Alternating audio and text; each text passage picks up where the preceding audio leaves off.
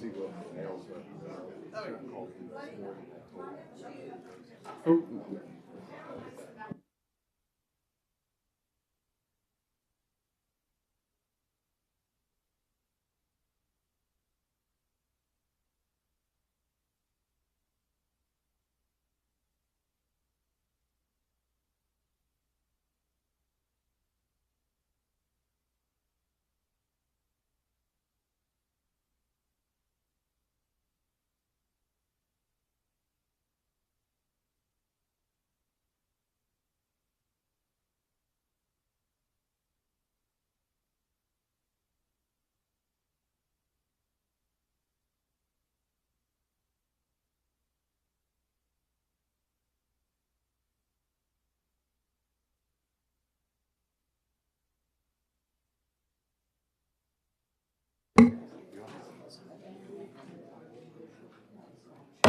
we'll call the committee to order, and do I have a motion to go into executive session? I have a motion and a second to go into executive session. All those in favor say aye. Aye. All those opposed, no. The ayes have it. We are in executive session. Okay, we're starting off with the packet number 1. And Marty, you might as well come up because I think you're gonna, be asked a few questions here. Okay, committee on item number 1, on page 1. That is removing Senator Bradley. I guess your name is tagged with Amendment 1925S. Yes, thank you, Mr. Chairman. Good afternoon, everybody. This proposed change would remove the $50 million that the House dedicated to reducing the unfunded liability. I love the idea of being able to do that. I think that as we're building the budget and all the things that we've talked about, and whether it's education, childcare, Medicaid provider rates, the pay raise for state employees, education funding, I just think those are higher priority than doing this at a time that retirement rates are coming down or at least stabilizing. Questions, comments? Second. All right. Seeing no other comments, all those in favor say aye. Aye. All those opposed say nay. The ayes have it. Items 2, 3, and 4, and I guess 2, 3, and 4 are all related. Senator Rosenbaum. Yes, so items 2, 3, and 4 are related to Senate Bill 114, the property tax relief bill that the Senate voted for unanimously and put on the table. And there are 3 different approaches of doing this. Item number 2, and let me say that both of them, I've reduced the state's 7.5% contribution to 5%. Item number 2 starts in 2024 and takes us back to our 40-year responsibility of helping to pay for the pension. But it funds the biennium for the next 2 years out of the current year surplus. Item number 3 takes that 5% contribution, but starts it in 2025. And item number 4 is a one-time appropriation at 5% covering both years. In all cases, this is more property tax relief than the provision we just took out of the budget was going to give. That was going to be a $4 million property tax relief lower bill in the first year, $5 million in the second year. these three amendments are based on fiscal year 2022, and they represent $18 million a year of direct property tax relief because the cities and towns will get a smaller bill. So, well, we've done some other measures like increasing the rooms and meals tax distribution. We really don't know that that's going to do anything for property tax relief because that's additional money to cities and towns. These three items, any single one of them, is the city and town getting a smaller bill. It has the support of the Municipal Association for that reason. So I would like to move item number 2 first. Second. Okay, we have a motion and a second. I'm going to suggest that we hold on that. And again, if you want to vote on it, we can vote on it. But I think that there are a number of things that we can do to send money back to the property communities, including what we've done in the past is roads and bridges and other ways. I'm not necessarily thinking, but if you want to vote on this, we can vote. If you want to let it go to hold, I'm willing okay to hold on all three of them. Okay. The senator rescinds her motion, and we'll put those on hold. Item number 5, Senator Bradley. Thank you very much. So the House passed a one-time stipend for retirees that were Group 2 retirees of $500 for anybody with a $40,000 annual retirement allowance that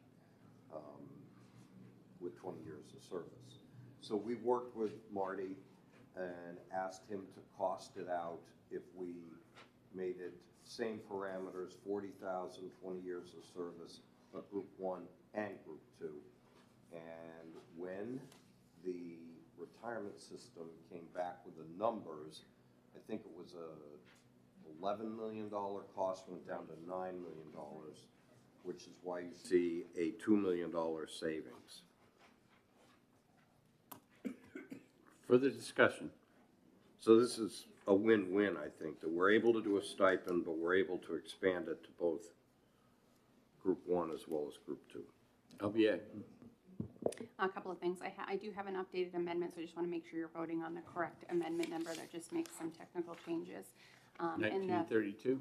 It is 1955S.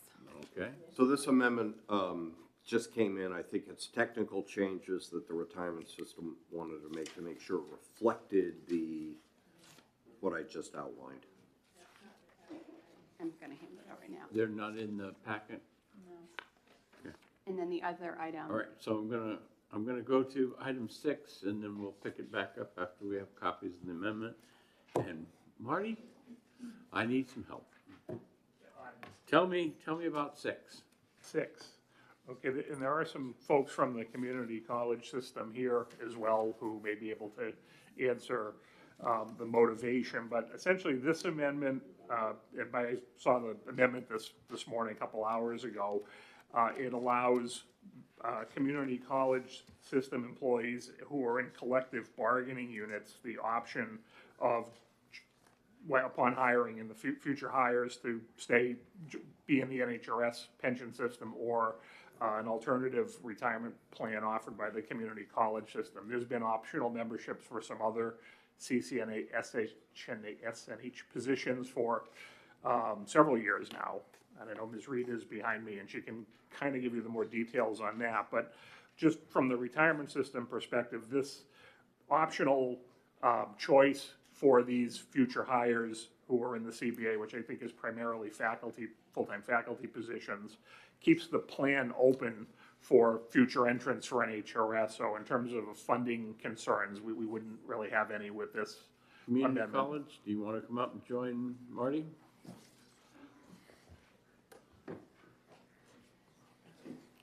Not repeating anything that Marty said, of course. I don't think I could. I'm Shannon Reed with the Community College System of New Hampshire. Presently, community college employees are part of NHRS as sort of a legacy system for when the community college system was part of the state as a state agency. In 2007, the legislature passed a bill that moved the community college system out of that structure in kind of a similar relationship to the state that the university system occupies as what's called a body corporate and politic outside that state agency system. However, any employees who are at the time in NHRS remain there. And that's been the case since 2007 for covered employees for the most part. The community college system created an alternative benefit for executive officers and non-covered employees, which is a 403B plan managed by Fidelity. And we would like to extend to our faculty, our full-time faculty who are eligible for retirement benefits, the option of enrolling in that alternative plan. It has some benefits that the NHRS plan does not, in that it's a much shorter vesting period and it's portable. And this helps us to recruit, I think we believe this will help us to recruit faculty who may want to come and teach for us, who've come out of a career and a profession, who may want to come and teach for us, but aren't necessarily interested in a 10-year vesting period for a plan. Additional questions? Senator Rosenbaum. Thank you. Is this a provision that the House took out of the governor's budget? Not exactly. The provision that was in the governor's budget would have put any new hire automatically into the alternative plan. That was in the governor's budget. That was in the House Finance passed version of the budget, and that language came out through a floor amendment in the House. This language is different in that it gives employees the choice. Additional questions? Okay, do I have, Senator Pearl moves the amendment? We're gonna have a second first. Senator D'Alessandro, you second? Second. Oh, Senator Birdsell seconded. And we're going to have a roll call. Senator Gray. Yes? Senator Bradley. Yes. Senator Pearl. Yes. Senator Birdsell. Yes. Senator D'Alessandro. No. Senator Rosenbaum. No. Ayes have it. Back to item number 5. We've all got a copy of the amendment now, 1955S. I believe Senator Bradley moves the item, I do. and I'll second it. Further discussion? All those in favor say aye. Aye. All those opposed say nay. The ayes have it.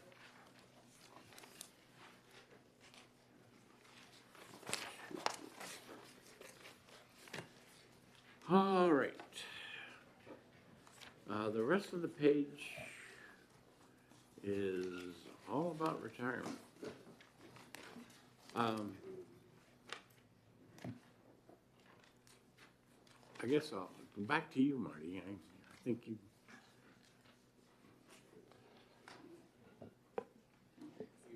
I'm sorry. The, You start now. Okay. Number 7 and 8 are the same language. Number 7, Amendment 1917 is from Senator Bradley, and Amendment number 1400 is from Senator D'Alessandro. This is just adding the language of SB 57 to HB 2. okay, and then 57, 114, and 205 are down at the bottom. Yes, those are just tabled bills. All right. I can go into details on what it does if the committee would like.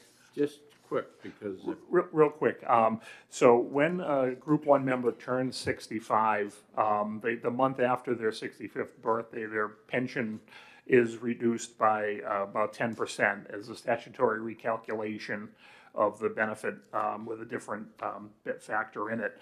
That was put in 1989 when the legislature delinked any Social Security offsets with the NHRS pension.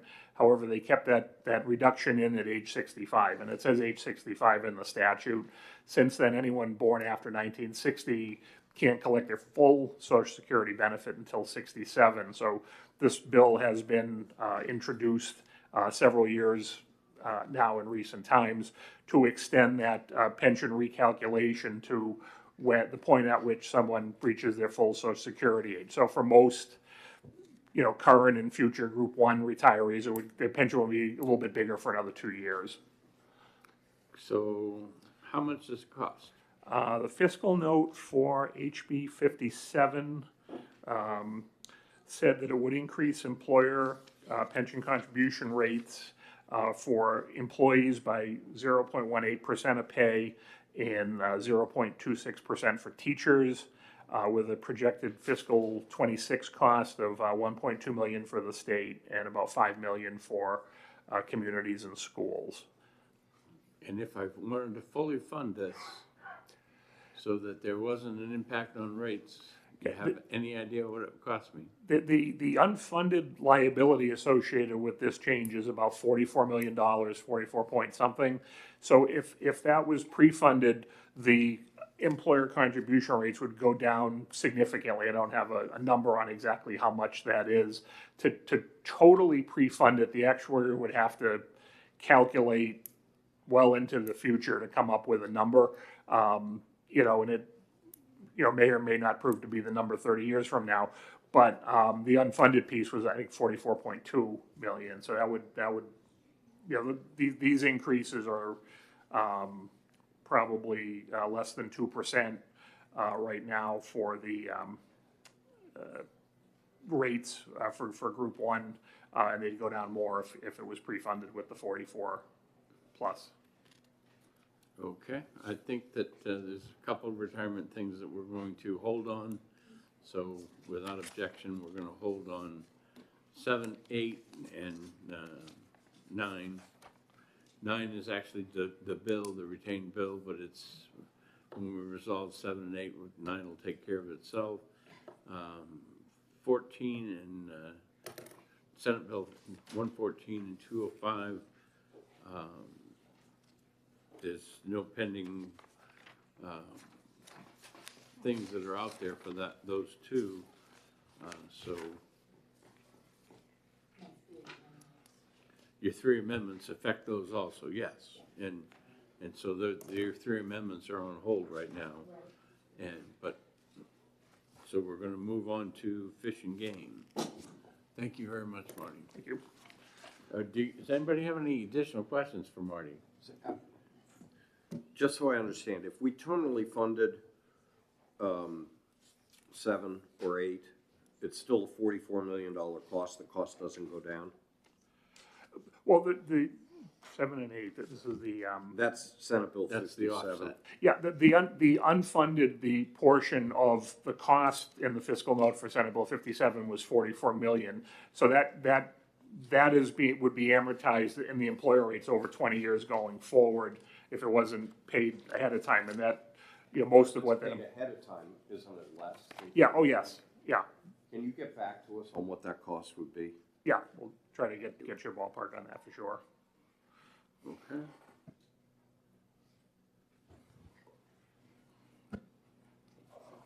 All right, Fish and Game.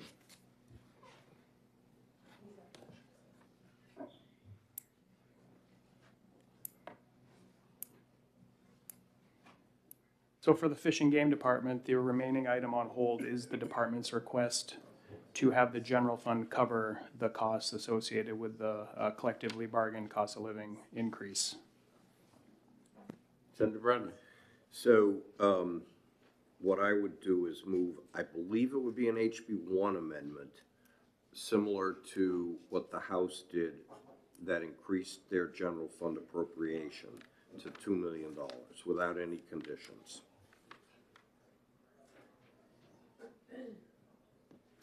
Comments? Senator Bradley moves $2 million in FY23. Second by Senator Pearl. Can I just get clarification on this? So you want it to be a charge to 2023?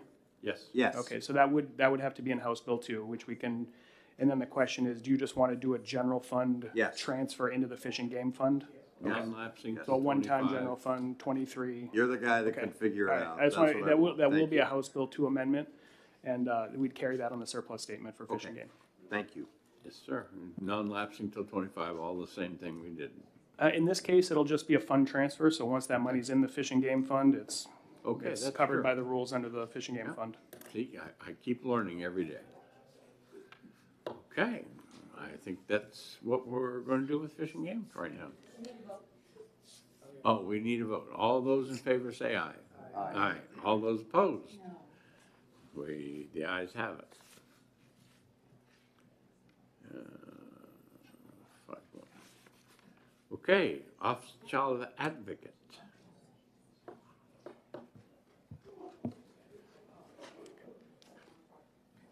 I can introduce this item because I don't see her. Yeah.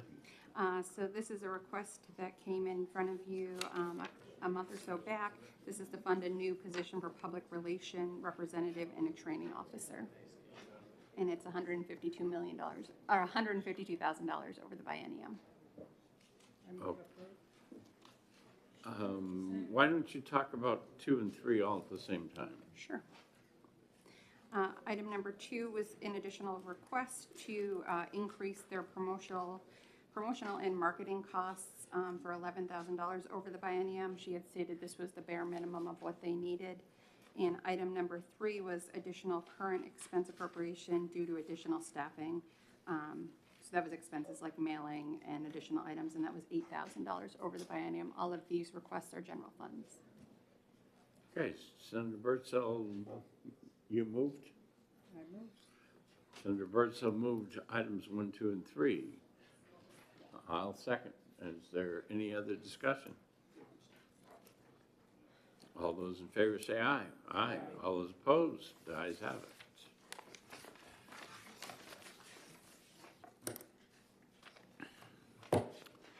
Okay, Department of Safety. And who's here from the Department of Safety? So the items that we have here for the Department of Safety and Judicial Branch, they tie together relative to the bail tracking system that the House had added a $1 million appropriation for the Department of Safety to. Conversations started to include the judicial branch, as they would have a part in implementing such a system. So the item 1, Amendment 1690S, would provide funding to not only the Department of Safety, but also to the judicial branch at a cost of about $736,000 above what the House budgeted. Item number 2, similarly, would just straight up delete that section of House Bill 2, that $1 million appropriation to safety. Comments? Senator Bradley? So if we take action on deleting item 2, item 1 is no longer necessary. If your intention is to not fund this at all, you would adopt item number 2 and leave item number 1 off the table, I guess. Don't move that one. I'll move item number 2. Senator Bradley moves item number 2 and no action on item number 1. Is there a second? Second. Senator Denton, well, did you want a second or not? I'm just, you were the first hand I saw. So Senator Pearl seconds, and now we're ready for discussion. Senator D'Alessandro. Somebody from safety here?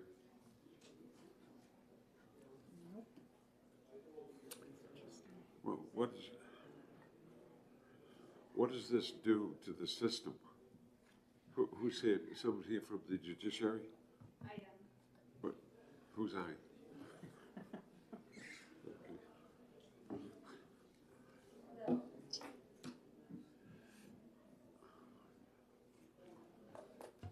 Diane Martin, Director of the Administrative Office of the Courts.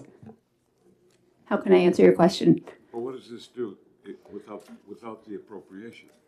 This is the bail tracking system.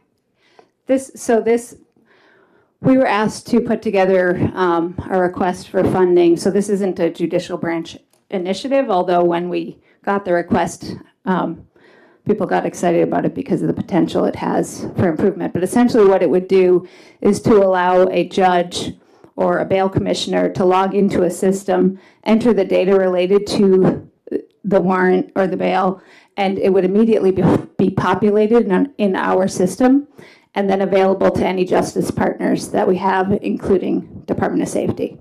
So that would make you aware of the status of an individual? It would just make it a more immediately available for everybody who uses it. So would it be help in preventing people who are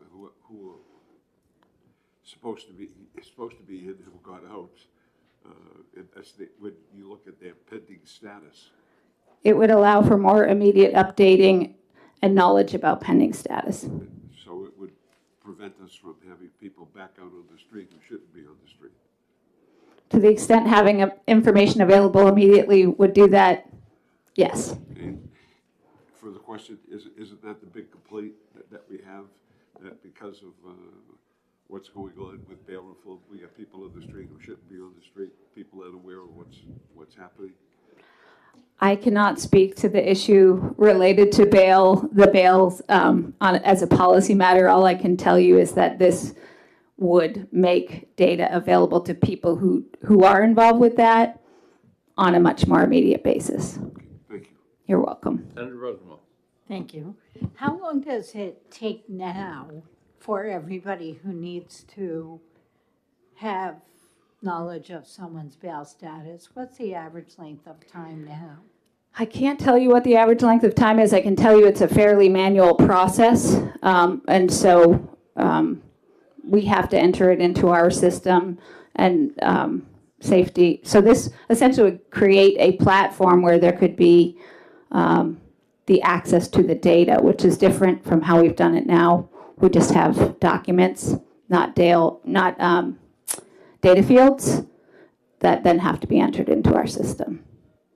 I can get you the answer to that, though, if it's helpful to you. I just don't know that off the top of my head. Additional questions? Senator Bradley.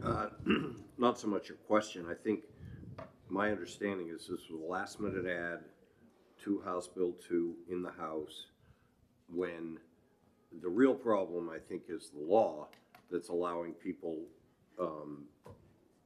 to be released on Personal requirements. yeah, PR bail without any bail terms. And, you know, we have tried in the Senate for several years to fix that.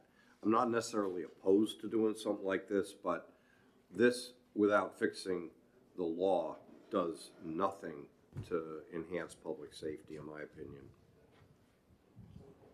All right. Seeing no other discussion, the motion is to adopt Thank you. the amendment 1948S and take no action on item number 1, which would be amendment 1690S. All those in favor say aye. Aye. All those opposed? The ayes have it. And now we're in Department of Justice. Come on down.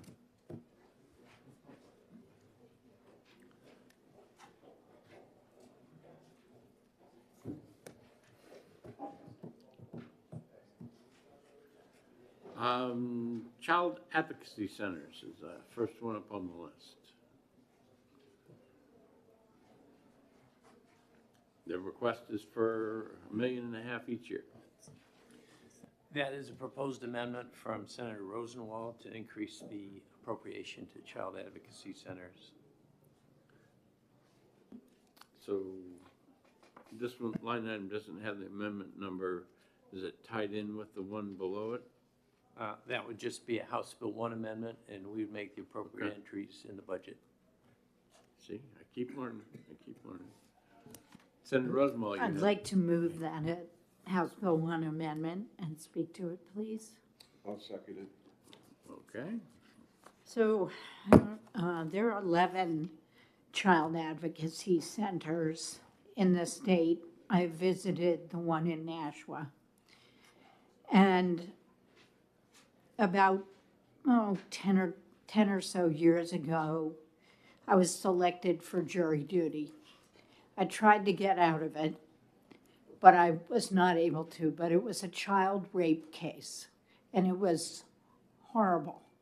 This 9-year-old girl was put on the witness stand clutching a stuffed animal. I will just never forget how brave she was. And here she was, like 5 or 6 years after the alleged assaults by her uncle took place over a period of months.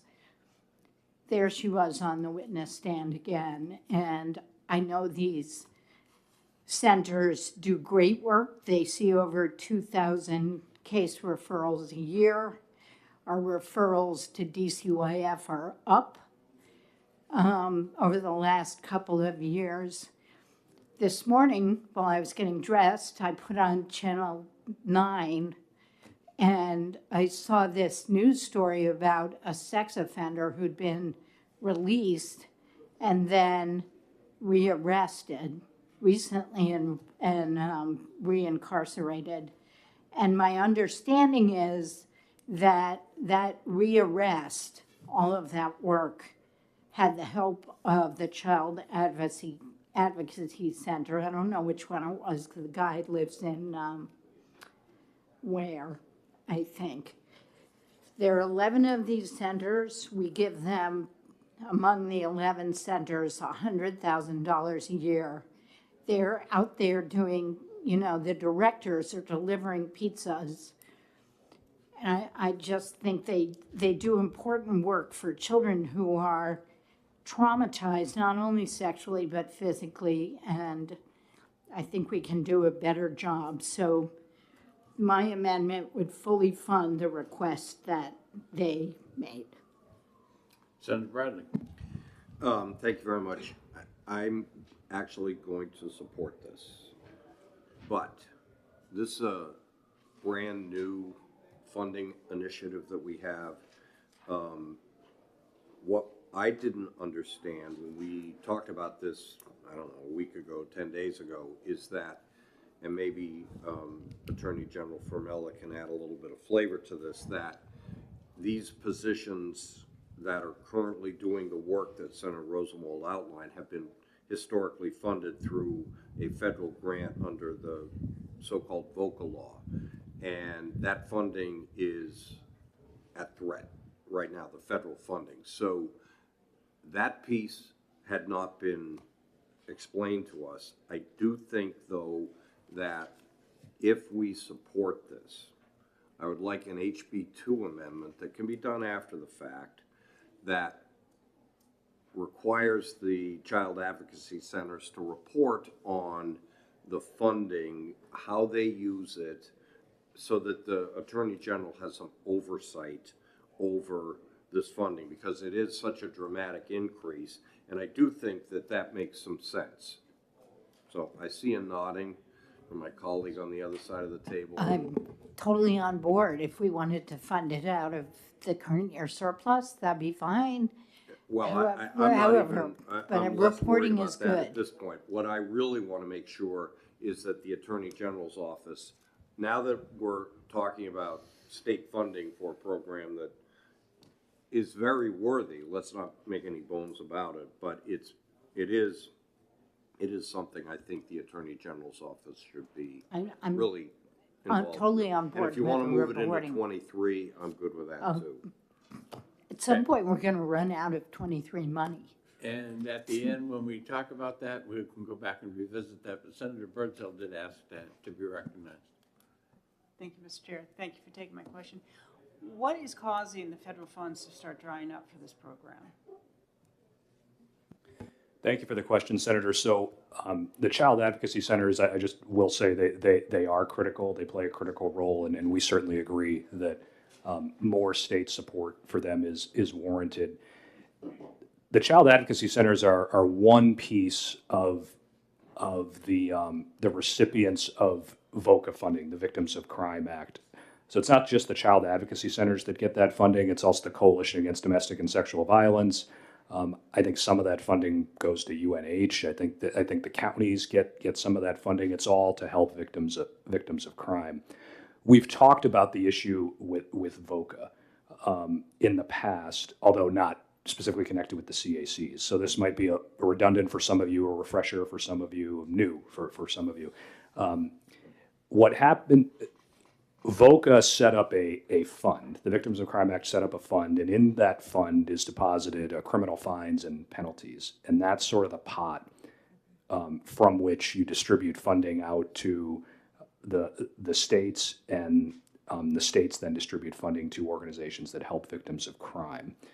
What we had been seeing in recent years is that fund was starting to dry up because at the federal level, mostly because of a technicality, at the federal level, more cases were being resolved not through the criminal process, maybe civil resolutions where you're still getting big fines and penalties, but they're not technically criminal fines and penalties, so that money wasn't going in to the VOCA fund. Congress a couple of years ago passed what we call the VOCA fix to make it so that those civil fines and penalties also went into the fund, and we're hoping that's going to replenish the fund. We don't know for sure whether that's going to work, but we will find out over the next few years whether that's going to work. In the meantime, the VOCA funding each state was getting had started to be reduced. We have, and I can't take full credit for this because it started before me, but I think in New Hampshire, we've managed our VOCA funding pretty well because you get a certain amount of money each year and you have 4 years to spend it. So it's up to each state to kind of manage that money as it comes in. We've managed it pretty well. We think we can keep funding level for probably the next couple of fiscal years, but it will start to dry up after that if the VOCA fix doesn't work. And there are some real doubts that the fix will work. So that might have been more detail than you wanted, but I wanted to make sure I covered it. I try to keep it as short as possible. That's generally the reason that the funding is under threat. Thank you. Yeah. Okay, current status, I think that Senator Rosenwald and D'Alessandro remove their original motion and make a new motion that says that we are going to provide $3 million in FY23, non-lapsing all those right words. Am I correct, Senator?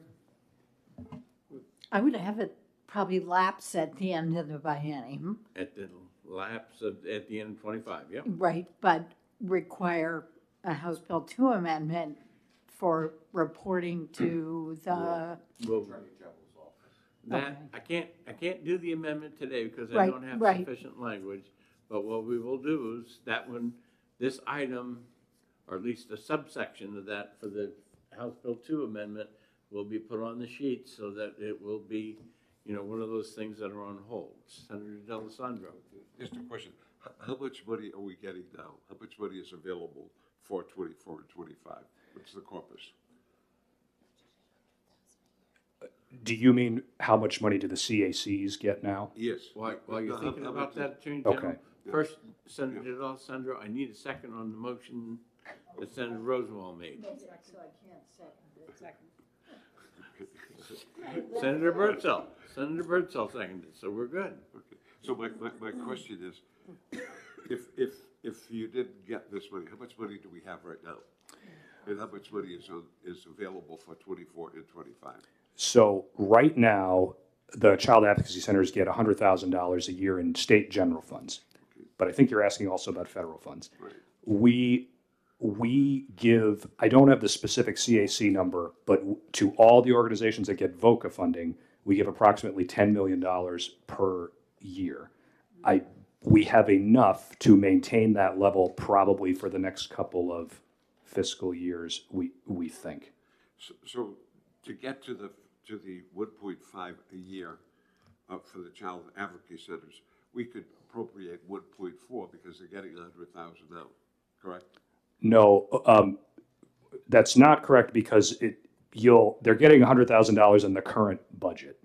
So if you want to, say, starting next fiscal year, bump them up to 1.5, you'll need to appropriate enough to bump them up to 1.5. The current 100,000 will go away. Right, so the current 100, they have zero then going into 24 and 25.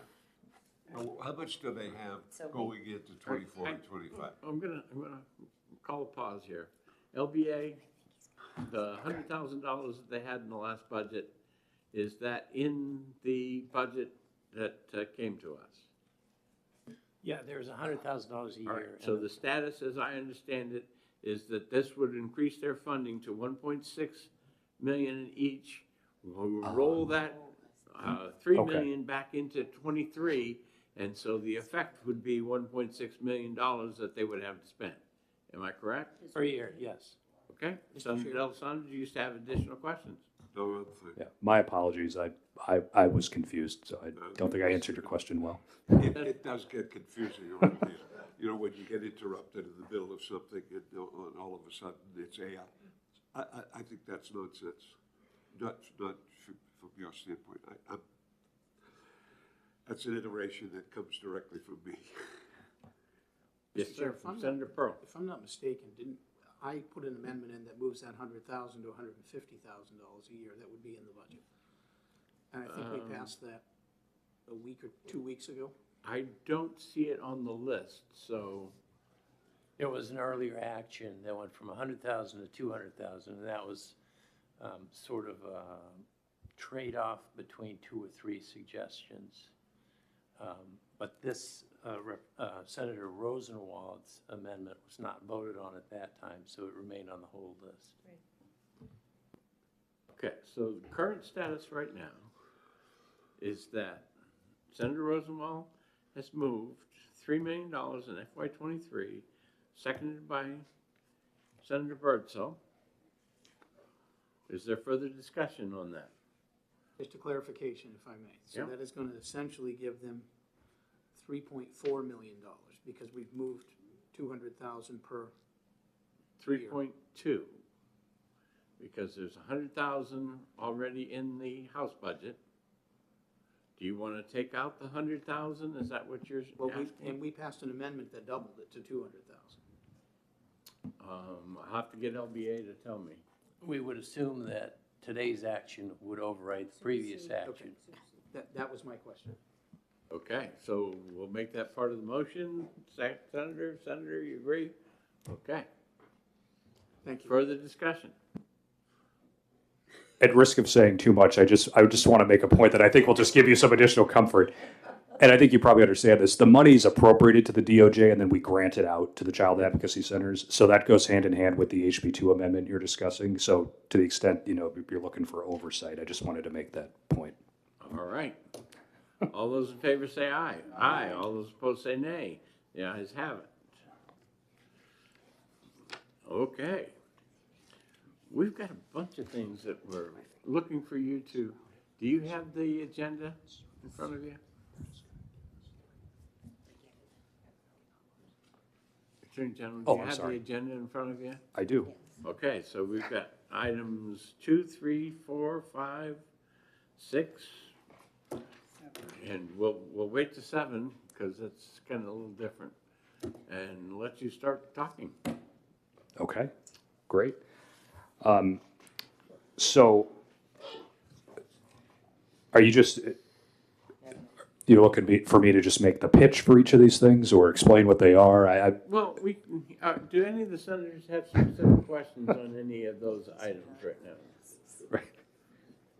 Not to have a question, but we're talking with people about amendments that we're going to bring in on Monday. The Yep. Attorney General is in discussion with the administrator, myself, Senator Rosenwald, and Senator Yep. Bradley. So the items really should be held until we have the information, Okay. I think, because there's no money to be appropriated. Well, not, you're referring to the YDC Yes, amendments, yes. yeah. Okay, so we've got 2 in front of that, and that's 2 and 3. That's 3, 4, and 5, I believe. Is that correct? Mr. Yeah, Chair. those items we are under discussion. 4 and 5, I 4 believe. and 5. Mr. Chair, I think I can help a little bit. Yes, sir. Items 2 and 3 are related, and those are separate from the other items. Those are amendments proposed by Senator Rosenwald. All right.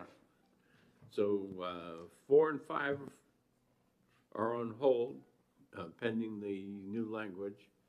And 2 and 3, questions from senators. Senator, oh, I thought you were reaching for your button, Senator Bradley. Cybersecurity, prosecution unit, and the Consumer Protection Settlement Fund.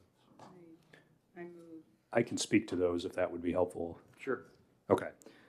So, and these are both related to Senate Bill 255, as I understand it. I think it is often the case, I think we all acknowledge that government does not keep up with technology. And that is a concept that I think is driving items 2 and 3. Data security, cybersecurity has become a very important consumer protection issue. I was actually just at a consumer protection conference last week with some of my colleagues, and we were talking about issues that are important to AGs across the country, and this is a big one. I would say maybe for data privacy and security even more than what some might think of as other types of cybersecurity issues. It really is a consumer protection issue because what we need is some specific mechanism in statute that requires companies who collect and hold large amounts of personal data to keep that secure, to give the consumer options on what happens to that data. And we also need a mechanism to hold companies accountable if they don't follow whatever rules the legislature sets. Assuming the legislature does pass Senate Bill 255, which my understanding is that's likely to happen, but I would never assume anything because that's up to you. We will need some additional resources in the Department of Justice to undertake that enforcement function. We're not alone in this.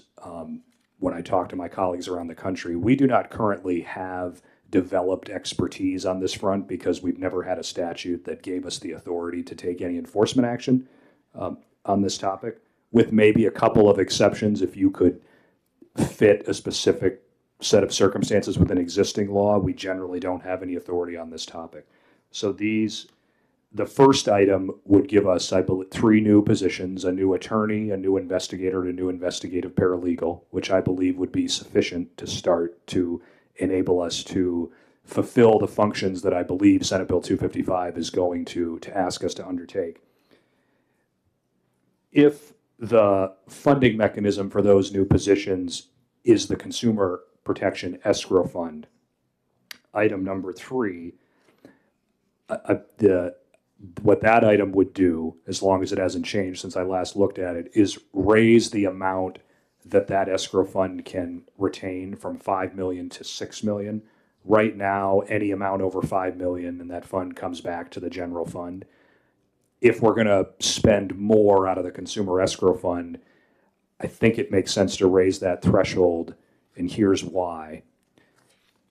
Usually, in a given year, we take in enough money to fill the escrow fund back up after we've spent out of it for the positions in the Consumer Bureau, and sometimes give money back to the general fund. But that won't necessarily happen every year, and it will just depend on the national trends as far as multi-state actions go, because that's where we get most of the money into that fund. So the more we spend out of the Consumer Escrow Fund, the higher the threshold needs to be, or should be, from my perspective as a recommendation, in order to maintain budget certainty. Because otherwise what will happen is that we'll have a really good year, say in 2025, and bring in $10 million. We'll keep 5, and 5 will go back to the general fund. And then the next 2 years we may not bring in as much, but the extra's already gone back to the general fund, and we'll keep spending out of the escrow fund for the positions that are put in the Consumer Protection Bureau. So if we don't raise that threshold in conjunction with adding positions and funding obligations to the escrow fund, we could end up in a position where we're running out of money in the escrow fund, and then the general fund has to make up the difference. The general fund certainly could make up the difference, but what that would result in is the state having spent some general funds that it got from a big year, And then later on, if you would have needed those funds in the consumer escrow fund, we won't have them and we'll have to find the general funds somewhere else.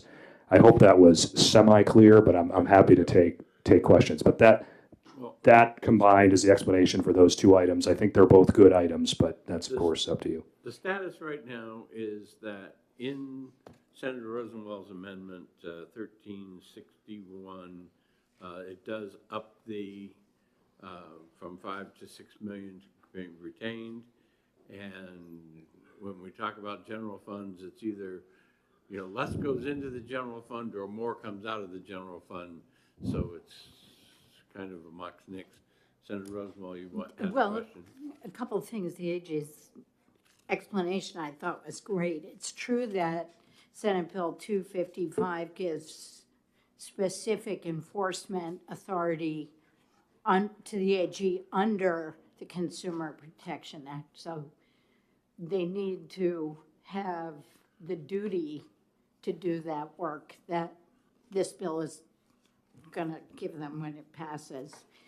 But it's also my understanding that the financial fraud unit, which has been funded by a mortgage settlement, is going to run out of money in the middle of the next biennium. Yes. So And the escrow fund will have to pick that the escrow up. fund would be helpful for that. Yep. Thank you. Senator Bertzel Second. moves. I'm assuming Well, that you're moving both both. item 2 and 3, which would be the amendment 1361 and the HB1 appropriation, and seconded by Senator Rosenwald. Further discussion? All those in favor say aye. Aye. All those opposed say nay. The ayes have it. 4 and 5 are on, 4, 5, and 6 are on hold. Item number 7 is the money for the combat human trafficking that you asked for. You wanted an amendment put in so that it would be, you could come back to fiscal. I don't really want a pot of money sitting out there. I suggested to LBA that it be funded in the budget, but your lapse be increased by the same amount. I'm letting people comment on that.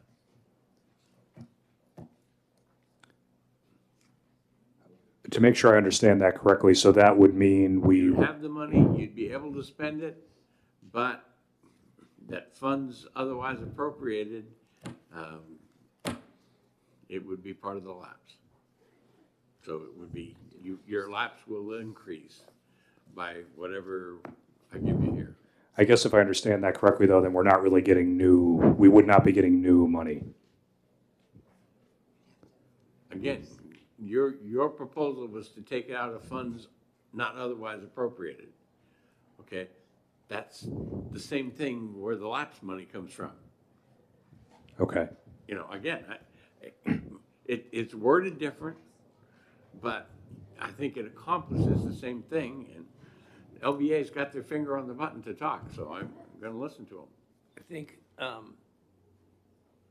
to put that into language for the trailer bill, it would be similar to taking this existing amendment and then adding a section that has the effect of a back of the budget reduction to the Department of Justice. Well, again, being a new person on finance, what I thought we were gonna do was let's pass the money here and then have a hold item when we get to talking about lapse or whatever, and take that part up then, knowing that we did this.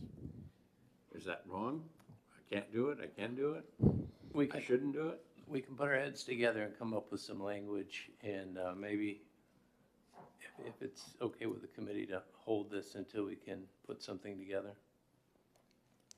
Yeah, our proposal was sort of based on this notion that we have money in the budget to do an assessment of the needs, of the state's needs to combat human trafficking. We're going to do that assessment, and then based on that assessment, we may find we need to come back and ask for more money, we may not. And so I think the amendment that I put forward was kind of modeled on what we do with the litigation fund, which is we come based on what we think the needs are. I'll be candid with this committee. Based on our other budget needs and other budget priorities, if essentially we have to cut somewhere else to make room for this money, I don't anticipate that we would do that. So that's just, I feel like that's honest feedback I need to give. I wouldn't want to set an expectation otherwise. I don't, what we're going to do is actually give you the money, okay? And if you don't spend it, you give it back. And if you do spend it. Oh, okay. Again. I thought what you were saying is if we spend it, we have to cut something else. That's Well, what I thought, well, that you were talking about because- the agency. Because your fund. lapse, what you asked for is the source of the funding, you want it to be funds not otherwise appropriated, okay? And that's the same place you get the money for a lapse. Okay. It's the same dollars, no? But it's not how our litigation fund works, I can tell you that. Because what, I understand. yeah. All right. So this one's gonna go on hold because the chair may not know what he's talking about. So, but again, what I don't want to happen, in my, to make a budget, I need to set parameters. Okay, and if I've got this great big pile of money out here, that people are going to spend after going to fiscal, of course, and we're going to take it out of monies not otherwise appropriated, I haven't set my priorities. I haven't done the right thing. So I'm trying to find that, okay? And if the lapse and funds, would be funds not appropriated, okay? Because that's the only way they get to lapse as far as I know. It may just be an engineer's way of thinking and not a financier's way of thinking about it, so. Oh, Bradley first and then. Well, I was gonna say, I think the gentleman with wisdom and the orange tie may want to add something on to this discussion. Sure. I hit him with it this morning. Yes. And sorry for the delay. There's like a 5-second delay between the video and here. So I believe what Senator Gray is recommending is to appropriate the funds of the Department of Justice. And then when the committee, before we finalize the budget, you're going to have a big discussion on overall statewide lapse. Right now, it's estimated about 73.5 in 24. When you have that discussion, I think what Senator Gray is saying that because of what they're hearing from other agencies, they're going to increase that lapse by at least the 500. I think you'll have other discussions on, the vacancy rates and everything. But in the end, from a finance perspective, it'll be pretty close to a net zero. Okay. So we can, if you took an action on this item and wanted to change it into a straight appropriation of $500,000, I'll write a note that when we get to the lapse discussion, we'll probably bump it up by at least 500 based on kind of what we're looking at relative to vacancies. Sure. Senator Rosenwald. Thank you. I think what I was hearing you say is that you might be okay with appropriating $500,000 to the department for the biennium, but then if they didn't spend it all, it would lapse. And it would, unless you said it was non-lapsing, like the way you've drafted your amendment. What I would propose to do right now, okay, is, Mr. Kane has, I think we can talk about the lapse and not lapse at the end, just like he said, and I will move item number 7. Second. And then we will, because certainly we do care about human trafficking. We want to fund it, okay? And even in the emails back and forth between the department and myself, we're trying to find a way, okay? And so when we get to the lapse, we'll talk about what we do with it or without it in there, or funds not necessarily appropriated. Further discussion, Senator Bradley. Well, I think want to salute the Attorney General for bringing this forward. I think it's really important given what's going on in this country, and however we end up with actual finances, Given the importance of it in the country, the $500,000 is pretty small, and just want to say thank you. Thank you for the consideration. Senator Yes, Rosenbaum. I have a question for the LBA. Absolutely. When the AG comes and asks for money, like for the litigation fund, or some of the other ways that he can, isn't there a statute that he can do that under? Which statute would that be? I believe There it's is 712. There is a statute, it's RSA 7, I'm not sure. 12, I believe. 712. Yeah. So would this have to reference, I'm just looking at Senator Gray's amendment. I think it could stand on its own without referring to 712. Okay, And crafted the Thank you. trailer bill appropriately. thank you. Yeah, and Actually, I think, I'm sorry. I think this amendment The amendment, does what's intended. Yeah. the amendment pretty much goes away in that you get House Bill 1, right? Wouldn't that, I think we can change the amendment to a $500,000 appropriation in '24. That's non-lapsing until the end of the biennium, if you'd like. good for me? I move that. And Senator Birdsall gets first crack at seconding it, so. All right. So everyone understands? All those in favor say aye. Aye. All those opposed say nay. And the ayes have it. And just to clarify, there were no questions, at least for now, on the Healthcare Consumer Protection Trust Fund. If there are, we'd certainly, you had a question, you said? I did have some. Okay. I guess I was curious what kind of hospital acquisitions that the state would be getting money. I mean, is the state suing any hospitals over merger talks?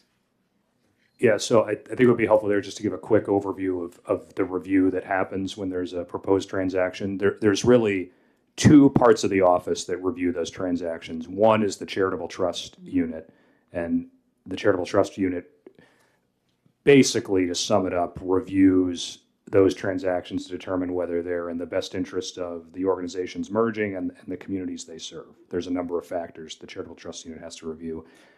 There is usually also an antitrust review, and that is a different type of review conducted by the Consumer Protection and Antitrust Bureau to determine whether an acquisition or a change of control in healthcare organizations, or frankly any organization, would cause a loss of competition, cause prices to go up, harm consumers. When we do those reviews for the serious ones, basically we're conducting an investigation. It's more of an investigation than a review. And what we will do is say, in certain situations, we think there is some harm here. It may not be such great harm that we're absolutely going to sue to block the transaction, but it's enough harm that we need to talk about conditions or things you will agree to do to remedy or make up for the harm this transaction is going to cause to consumers from the perspective of prices going up or other loss of competition.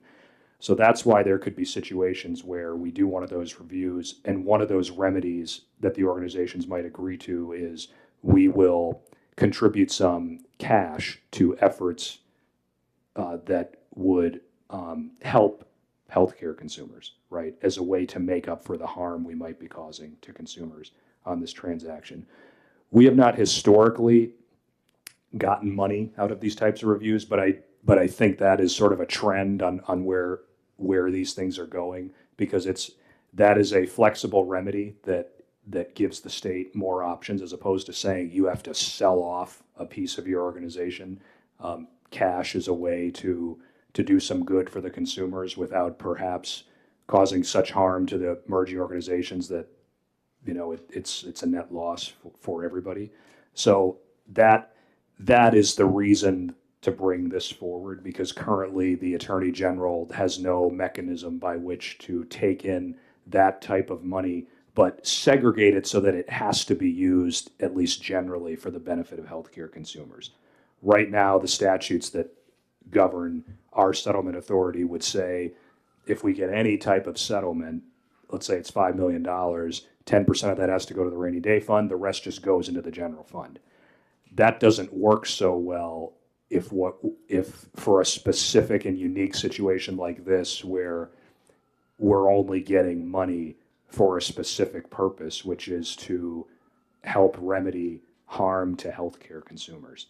So that is the reason for the amendment, to have some mechanism by which to take in those funds and at least make sure they're used generally for the purpose of benefiting healthcare consumers. It would still give a fair amount of flexibility, but it couldn't just go into the general fund. I think if it did, A, we would not be able to get people to agree to that as a settlement term, but B, that just starts to look like a tax on a merger, and I don't think that's really where the state wants to go with this type of thing. Follow up? Thank you. So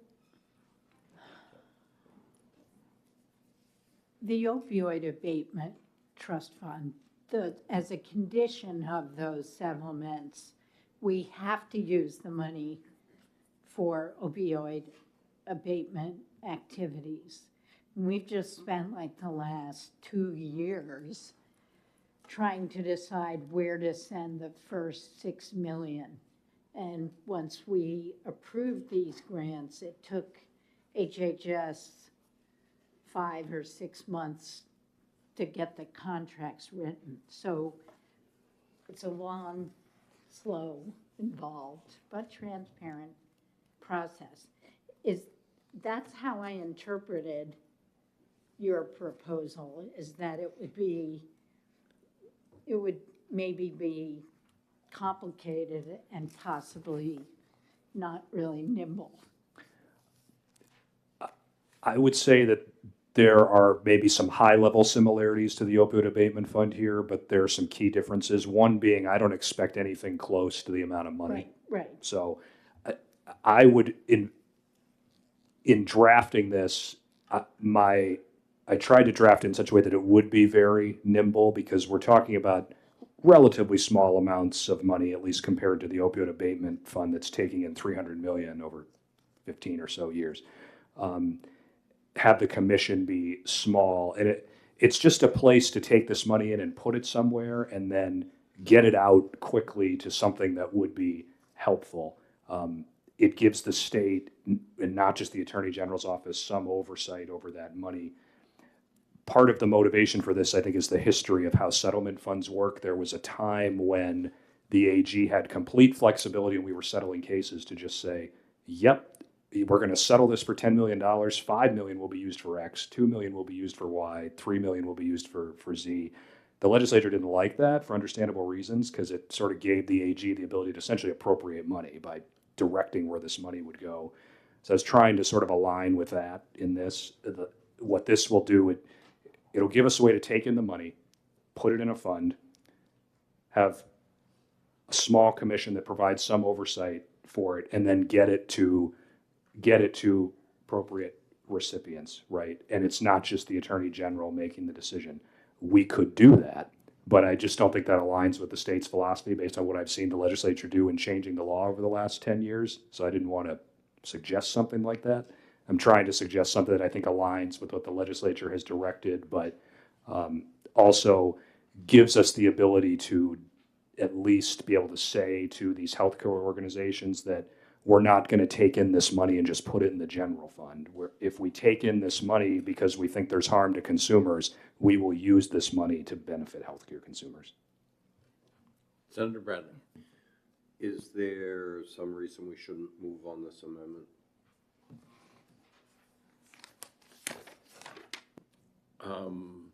Which amendment are you talking to right now? 'Cause 6? Well, number 6, and it's your amendment. Okay. There's a lot of people that ask me to put amendments in. If that's what the committee would like to do, we can. Senator Ritchie moves approve. Senator Bradley seconds. Further discussion? Seeing none, all those in favor say aye. Aye. All those opposed say nay. The ayes have it. Somehow, I skipped over that one. Won't be the last time, I'm sure. Thank you very much. Thank you very much. Very much appreciate it. Human rights.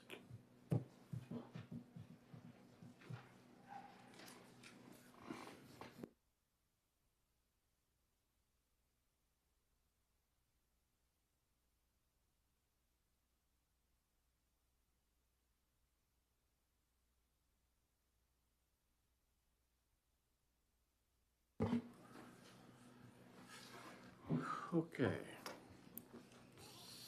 Senator Bradley. Good afternoon, Ani. So I would move that we, approve numbers 1, 3, 4, and 5, Second. and I'll speak to 6 and 7 in a minute. All right, well, we're gonna take 1, 3, 4, and 5 first. Discussion on 1, 3, 4, and 5. Seeing none, all those in favor say aye. Aye. All those opposed say nay. The ayes have it.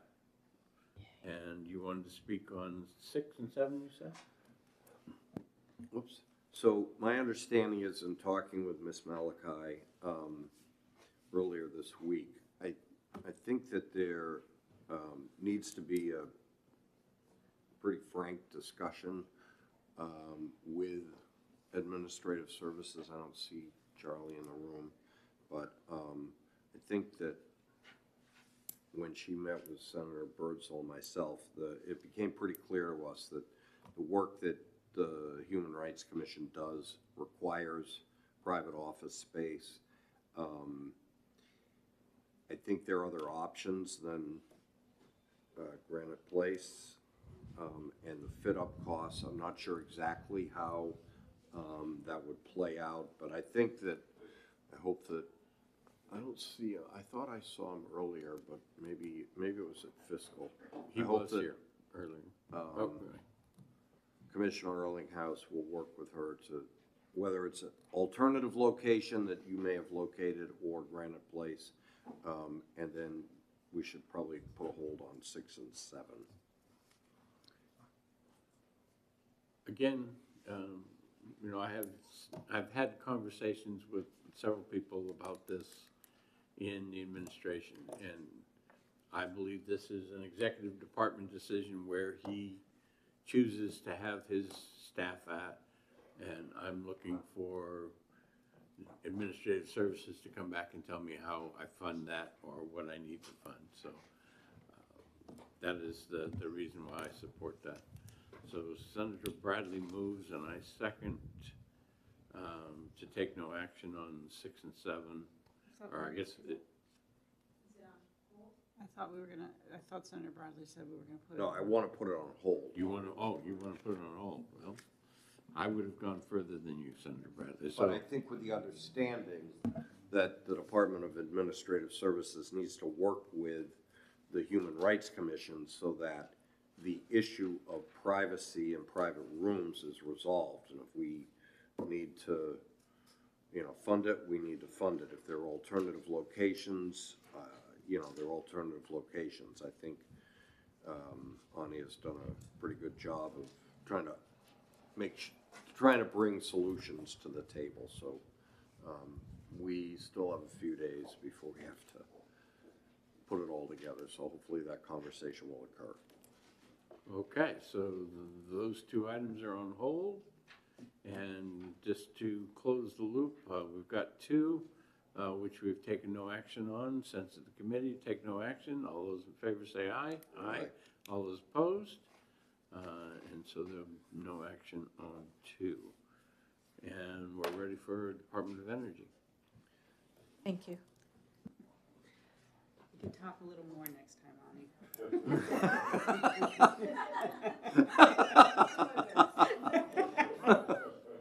I think you did well. I mean, shall I add it up, all these little numbers? I think you came out well.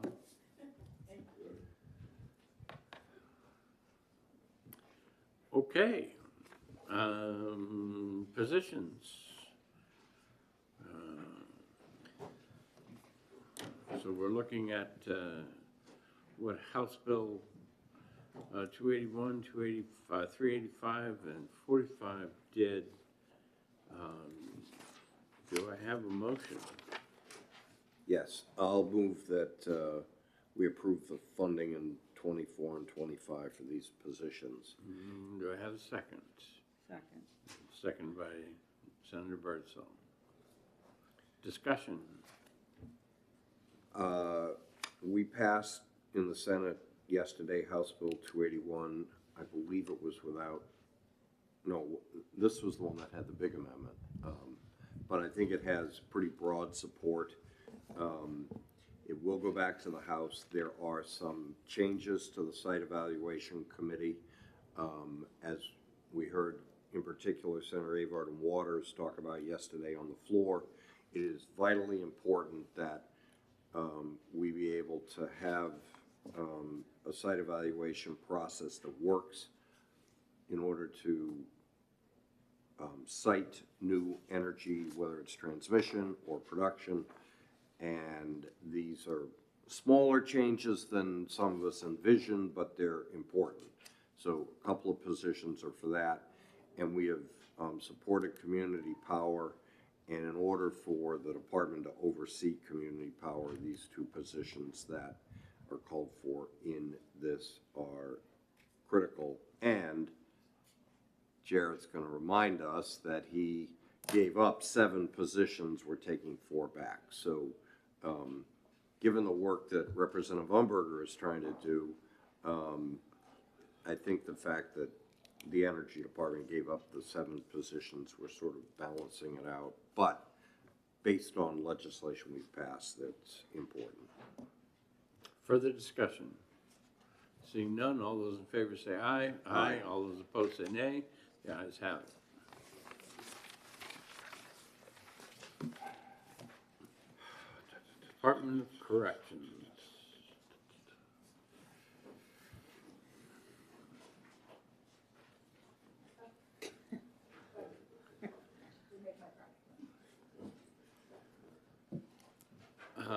The 40 million in item number 1, discussion. Senator Birdsall moves to approve. And I will second it for discussion.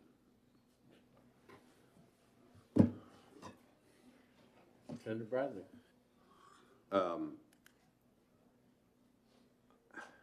I appreciate the thought of creating basically a capital improvement fund for the state prison. My understanding is we're talking several $100 million. I think that if it is the will of the Senate to fund this, we'd best wait until we have a pretty good idea of where we are in the overall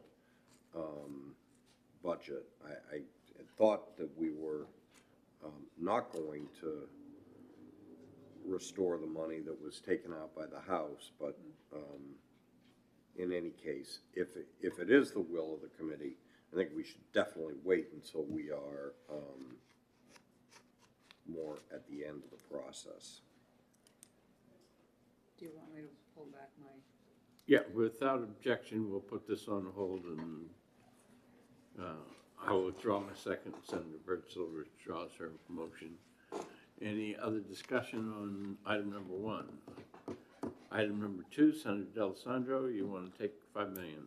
Yes, 10 million has been appropriated. I think 5 should handle it in terms of beginning preparations for the development of a new facility.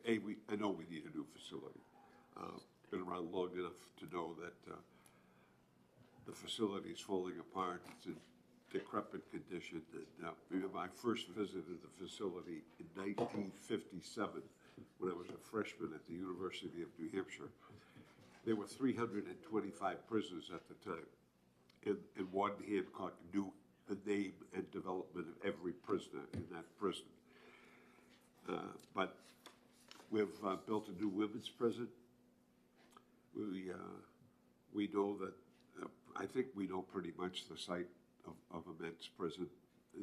That's been thought about for a long period of time, and I think $5 million is plenty of money to begin preparations. I recognize the need, no question about it. I think the real question is how long can we maintain where we are and still do the things that we're supposed to be doing? And that's highly problematic. Even with the additions that have been put in and the improvements that have been made, it's totally out of date. It's got to be, something has got to be done. When we created the northern facility, we thought that would alleviate some of the pressure, but that's filling up. And I think it needs some help also, physical help. And so it's quite clear, and I think $5 million is enough to handle the original, the beginning of the preparations, the evaluation of the site, and whatever comes after that. That's it, Mr. Chairman. Certainly, Senator, I think that if we left it as approved with the 10 million in there, certainly kept that in mind when we had the discussion on item number 1 above, that I would be more comfortable doing that than removing the 5 million right now. I think that that keeping that 5 million in shows our commitment to the project. Senator Bradley. Thank you. I thought we had pretty extensive testimony from both Commissioner Hanks and Commissioner Erlinghouse, that we may think it's a staggering amount of money, and it quite frankly is for engineering, but this is a very specialized type of facility that I think the testimony is, and maybe Commissioner, you can elaborate on that, that the $10 million, if we're going to do the engineering, is what we really need to appropriate. So I guess I would turn it over to you. Thank you, sir, and if I may. Yes, given even our capital budget proposal, when we thought earlier on we would be looking at over $300 million, our partners at Public Works said $38 million was the place to begin. $10 million will get us a site and evaluation. That's what it will get us. In my experience shepherding with Director Hansen, the Women's Prison Project tells us that 10 million will get us a certain distance. The additional 40 million will get us the site evaluation, design, population, speculations, and all of those things so that we can be prepared as a state to put it out to bid and understand at that time the total cost impact to the state.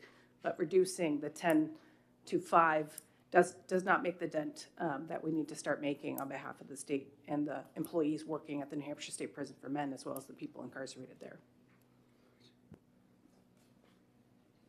Senator Bertzel? Thank you. Just out of curiosity, how much was it for the site evaluation for the women's prison? At the time, this was a number of years ago, so. Yeah, this goes back pre-2014. Thank you, John Hanson, Director of Administration. The actual site evaluation at Women's, we did that ad hoc. It was $2.3 million for the architecture and engineering part of that. We did a lot of the work ourselves, the inmate, the residents cut the trees. We did some of the site work with our own equipment, and so we knew exactly where we would build. So we saved a lot of money there, but I would say out of the 2.3, about 500,000 was for the site work for that one spot, 11 acres. Okay, Senator D'Alessandro, if you do want to make a motion to have your amendment voted on, we'll do that. If not, then we'll take a sense of the committee to leave the 10 million. I just assume vote on the 5. Okay. Senator D'Alessandro moves Amendment 1831. Senator Rosenwald seconds. Yes, I have a question. Yes, ma'am. If I could ask the Yeah. Commissioner. So we know we're spending right this second like $50 million on the new forensic hospital. How much did that site evaluation cost? Senator Rosenwald, I'm not involved in that project, so I don't know the cost of that. I'm not part of HHS in that project. That's specifically within DAS and HHS. Okay. I can tell you that the state of Michigan, Wisconsin, excuse me, in 2020 spec'd out a facility of similar size, and the Mead report that came from that indicated it would cost roughly $400 to $500 million, with $50 million being the upfront site evaluation and design cost. And that Further was in discussion? 2020. Further discussion? Seeing none, we are voting on adoption of Amendment 1831S. All those in favor say aye. Aye. All those opposed, nay. Nay. The nays have it. Census Committee to take no action. No, well, we've already voted down the amendment, so that pretty much takes care of it, and it'll leave it the way. All right, we are at the end of packet 1, and we are going to take a 10-minute or more recess before we start packet 2. Good, good. That was a hit and miss. Should we stray far? I think that Don't go too far. Yeah. Are you going to go look at the packet? He does. Okay. Okay.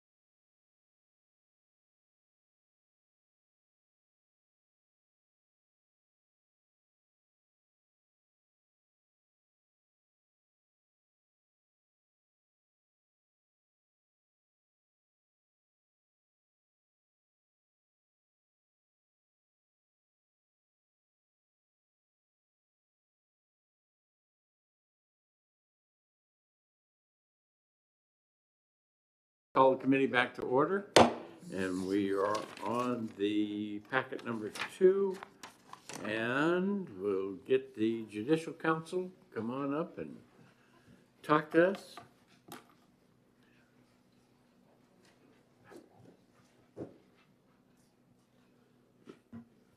Good afternoon. Richard Samperl, I'm the acting executive director. So how much do you need for those contracts? I'm certainly interested in how much for the contracts, because if I can save money because I'm going out for a larger contract, I want to do that, but I don't want to bust my budget either. Right. So there's two ways to answer that. One is to sort of explain the contract process, which is anticipating the costs for the services like with any vendor for the next 2 years. And with the public defender, we've really been through this entire budget process trying to emphasize that funding that program is Judicial Council's priority, because they are, over the last 3 years, so affected by the pandemic and the loss of their lawyers and the inability to handle the regular number of cases. So the amount we asked for in the budget represents certainly a significant increase, but an increase that we believe is necessary to keep lawyers there and to keep them on parity with prosecutors and with public defenders in other states. Senator Bradley.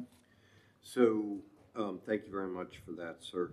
If we were to fund your request in '24 and you came back for '25 to fiscal, which is historically what you've done with that work? I don't believe we've done that with the public defender line. So there's sort of two categories of payments the Judicial Council makes. One is when we get bills from the court that are approved invoices, we pay those bills, and then you're right, historically, we get to a point where we're out of money, we have to go back and ask for more money. But that's not historically the way it's worked with the public defender program, because it's a contract in advance. Senator Bradley. Well, would it work if we did it this way, funded it in '24, and you came back to fiscal in '25, if it's, even though it's not historical or not? Well, no, because we enter into a contract for the biennium. So right now, we are drafting that contract. We've sort of put it aside because of the events of this week. But as opposed to the contract council line, that's an annual contract.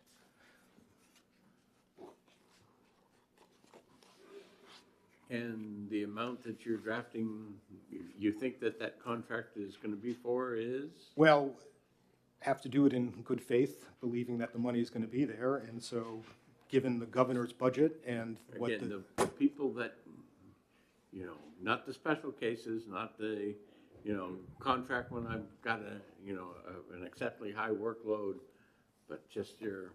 Yeah, so the public defender, it's just a straight amount. And it's the amount that we're asking for is what's in the budget request. So the 2.8. Yes. Yeah. Mr. Chairman, Senator Alessandro. I know we've played around with this over the years. Getting attorneys is problematic, very problematic. And it seems to me that it's imperative that it's the law that we supply attorneys, and the funds that you ask. We had this discussion offline. It's needed. This isn't something you can't go back to fiscal for some of this, and you can go back for the public defenders, but you can't go back for the others, the other councils. So I can't go back for the public defenders. I can, and the way this sort of practically works is if the public defenders don't get funded in a certain way and they can't take the regular number of cases, and we go to these other lawyers. Right. And now we're spending more money on the other lawyers. And now we're coming back to you asking for more money because now we're paying the other lawyers. So, yeah. We've got to defend these people. I mean, that's the law. And I think, I've thought about this for a number of cycles, and I've looked at these numbers over and over again. And it just seems to me that we ought to stick with the original request and restore this. I wasn't here when we took this money away. I don't remember doing this. But you know, I was late for a session, and when I was late, I was told by the chair that they wouldn't vote when I was away. But I never voted on this, so I want to make that perfectly clear. My position was to keep it the way it is, and that's that. So, thank Senator you. Bradley. All right, I guess I would say I didn't understand the implications of what we were, when we considered this a few days ago. So is the public defender and the contract counsel the same situation? That you have a contract, you can't go to fiscal to get funding? Correct. We just talked about the public defender previously, but is the other one the same? The other one is the same. We enter into contracts instead of with the public defender with 28 different lawyers to provide services on a flat fee basis. All right, I'll move the 6.8 per Senator Gray's amendment. Okay, so the 6.8 would go into FY 2023. I'll second it. Well, you actually were out timed by Senator Rosenwald. I'm sorry, I'm going to have to withdraw my second. All right, I'm happy to do that. I'm gonna, in my notes, I'm gonna put an R/D. I'll tell you what, I'll withdraw my first, and Senator Lou can have first. What courtesy, my God. Oh, man. Thank Senator you. D'Alessandro moved, seconded by Senator Rosenwald to $6.8 million in FY '23. All in favor say aye. Aye. All those opposed say nay. The ayes have it. You've got $6.8 million. Thank you. And that will be, the action we've taken takes care of 1 and 2. Moving on to the Department of Environmental Services. Per the request of the department, this is pretty much a no-cost change. Do I have a motion? So moved. So moved by, and seconded by Senator Bertzel. Discussion? All those in favor say aye. Aye. All those opposed, the ayes have it. It was almost a smile. You're good to go. Senator Bradley would like a question. Yeah, thank you very much. Still working on the different councils. So I hope you can work with Mr. Kimball of the Wetlands Council and try to address his concerns. I can give him a call. Okay, thank you. You have his number? I believe so, yes. I'll text him. I'll let him know you're calling. You may have heard from him recently, is this what you're saying? Page 2. All right, Department of Environmental Services continued. You've got Amendment 1903, Senator Bradley, for $27.9 million. You do turn a page that you shouldn't have turned. Page. Did I? Yep. So this is not an amendment for 27.9. I took items 1, 2, and 3 all together, and Senator D'Alessandro moved them. All right, so this is a slight change to the appropriation. What? This is a slight change to the appropriation for the water pollution control grants. The funding stays the same at 27.9. That's already in HB2. My understanding of what this amendment does, 1903, was brought to me by the Municipal Association, that if a community that's on the list is not ready to go and another community is ready to go, rather than the money lapsing, the department would have the authority to go to the community that is next in line.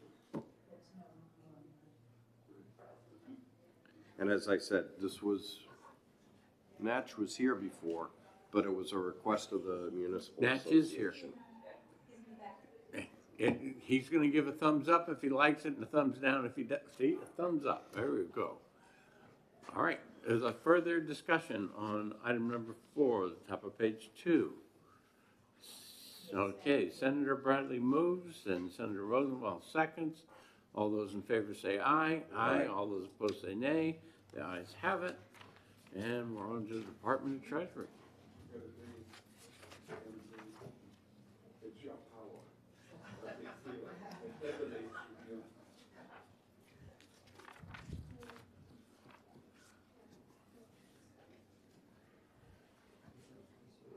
Okay, so it adds back $1 into the,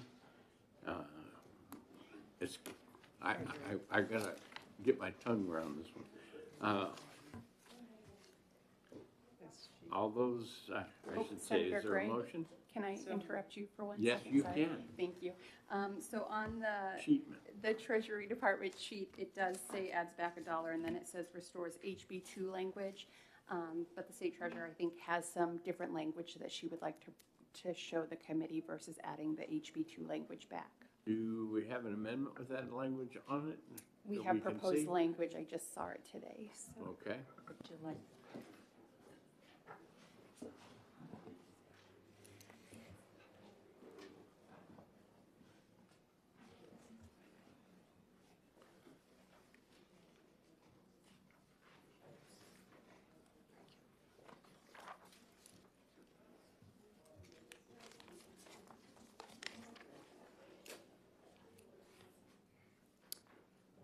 I'll be happy to provide the background. Yes, ma'am.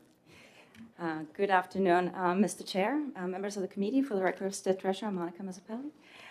So the quick background here is, first, thank you for reconsidering this item. So the initial request, what we submitted in the budget, was to have a budget amount to be able to pay these claims in advance. And also there was language in House Bill 2 that was really tied to that proposal. So the initial language in House Bill 2 was saying, if by chance we don't have enough money in the budget, we were going to go to Fiscal Committee and Government Council to request additional funds to be able to pay those funds. But with the current proposal right now, adding $1, what that means is if we left the same, if the same language is left in House Bill 2, that means we will need to go to fiscal in the month of July to request funds to be able to pay the claims. And obviously you go to fiscal, government council to really fund the claims and then begin the process. So the proposed language is just one way to perhaps avoid that process to go to fiscal and request funds. And it just allows us to continue to pay claims the same way we've been paying them currently. It just removes the step of going to every meeting to request the funds are provided to us to pay those batches, those claims. So that language is for your consideration. I'll be happy to answer any questions. Senator D'Alessandro, saw your hand go towards, did you have a question? Well, yeah, I think it's well done, Litica, as always. Everything you do is well done. I'm proud of you. Thank you, Senator Bradley. The achievement process, it clarifies it. I think it's simplistic and it's good that we ought to adopt the amendment and move forward. Motion by Senator D'Alessandro. Second by Senator Bradley. Senator Bradley, you look like you wanted to have a comment. All I was gonna say is I'll just echo Microphone. Senator Lou. Microphone. Just echo Senator Lou, and we appreciate the treasurer being able to work with us on this. And we want to make it easy for you, and I think that's what this does. Much appreciated, Senator. Thank you very much. Motion by Senator D'Alessandro, second by Senator Bradley. All those in favor say aye. Aye. All those opposed say nay. The ayes have it. Thank you. And moving on to Department of Transportation. The only thing this one does is move the money into the preceding year. Do I have a motion? So moved. All right, we've got, I'm just gonna put a B down because it'll work for either, and then Senator D'Alessandro. Further discussion, all those in favor say aye. Aye. All those opposed say nay. The ayes have it. The next one, the Lottery Commission. Senator Innes isn't here.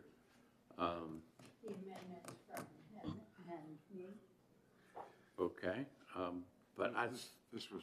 I'll let you talk to it, because I'm trying to understand it, but, Yep, thank you. This is Senate Bill 51, which is passed by the Senate unanimously. Well, might have been a couple of people in our caucus who didn't vote for it, but it was the position of the Senate. I think it was unanimous. It made some, it set up a commission to look at the effect of charitable gambling, which was a different bill of Senator D'Alessandro's, but it also carried the Senate's position on a 2-year moratorium on expanding historic horse racing. And so it's just the entirety, Senator Lang, it's Senator Lang's bill. Senator Innes and I brought this in because we're both on Ways and Means with the dean. And we thought it was a good idea to put in House Bill 2. We took out the 5 years, as you recall. So this is the Senate's position. Senator D'Alessandro, you had your hand up. Oh, thank you, Mr. Chairman. I did sponsor a piece of legislation that was morphed into another piece of legislation to look at charitable gaming and to do some evaluation of what's happening in charitable gaming, because as you know, we have 16 casinos now in the state of New Hampshire. I don't know if you've been watching your television set, but if you do, you know that you can gamble, you can do anything you want here in New Hampshire, better than any other place in the world. So I think it's a good thing that we look at these things and come up with some either suggestions to move it forward or suggestions on how to do it better. I think the appropriation should come from the Lottery Commission, and it does, because it's an evaluation of the Lottery Commission. I don't know about this last part about the extension of the date. The horse licensed historical horse racing. I didn't have that on my bill, but I think it needs to be looked at. It needs to be evaluated. And makes sense. On the date, as I remember the discussion, it was that there was originally a 2-year moratorium, and it took so long to do it that they wanted to extend it for 2 additional years. I think that they've actually had 1 year now, and I don't know that I support going from 24 all the way to 26. And I do not understand why this commission would need $250,000. Senator Bradley. So I just pulled up the bill, and this is the Senate position. We did extend out the horse racing to July 1 of 2026, and we did appropriate $250,000. So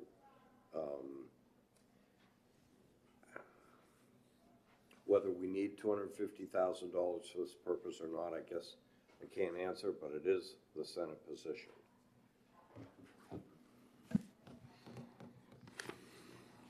So, Senator D'Alessandro, I think you moved the item. Senator Rosenwald seconds it. All those in favor say aye. Aye. All those opposed say nay. Nay. Nay. And the ayes have it. Oh, I didn't vote. It was 2 to 2. Well, it was 2 to 2. Yeah, I did not vote. So I'm going to propose that we fund it at $150,000.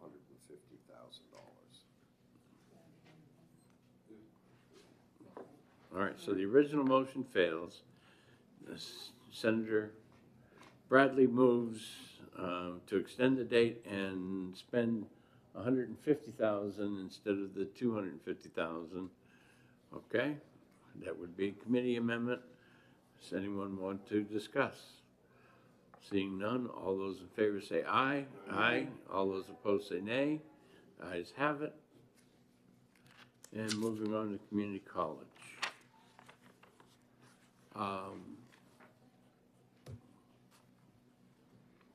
So we've got a no cost, we're gonna do math, and is new math or old math? It's just math. Kidding, just kidding. Senators, all that this amendment does is add one line to language you've seen before, and that is to make the appropriation non-lapsing.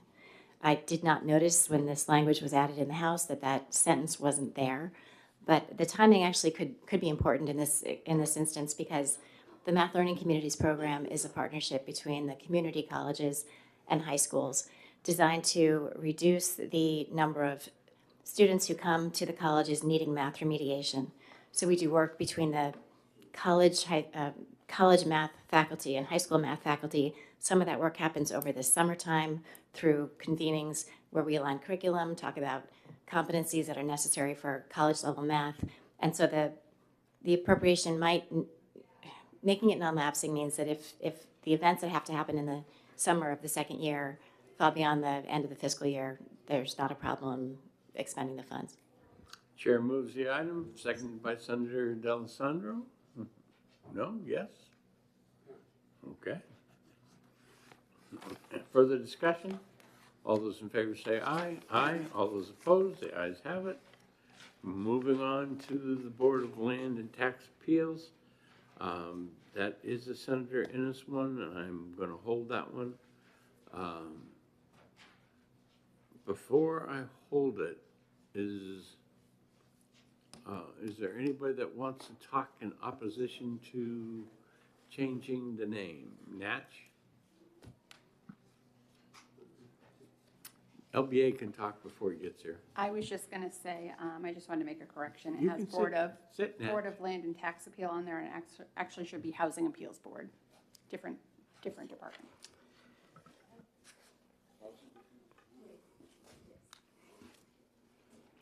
Change the Housing Appeals Board to the Land Use Appeals Board.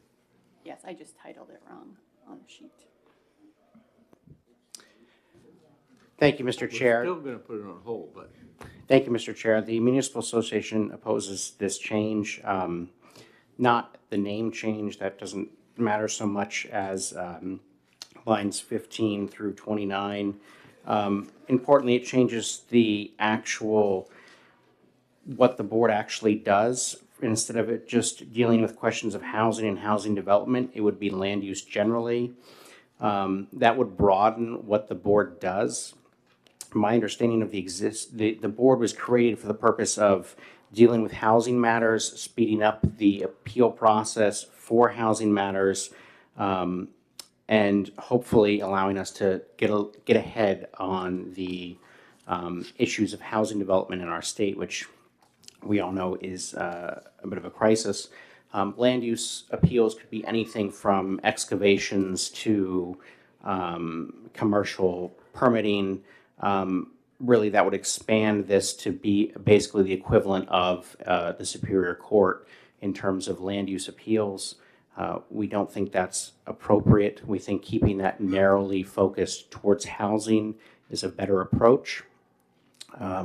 We have, in addition, a provision in House Bill 2 already, and I believe it's page 193, but I could be wrong, for an additional judge at the Superior Court and a land use review docket. So there'd be a judge at the Superior Court specifically assigned to land use cases who'd have specialized knowledge, presumably in that. I mean, that's all up to the court system, but presumably they're going to pick someone well qualified who understands land use to deal with those a little bit more quickly.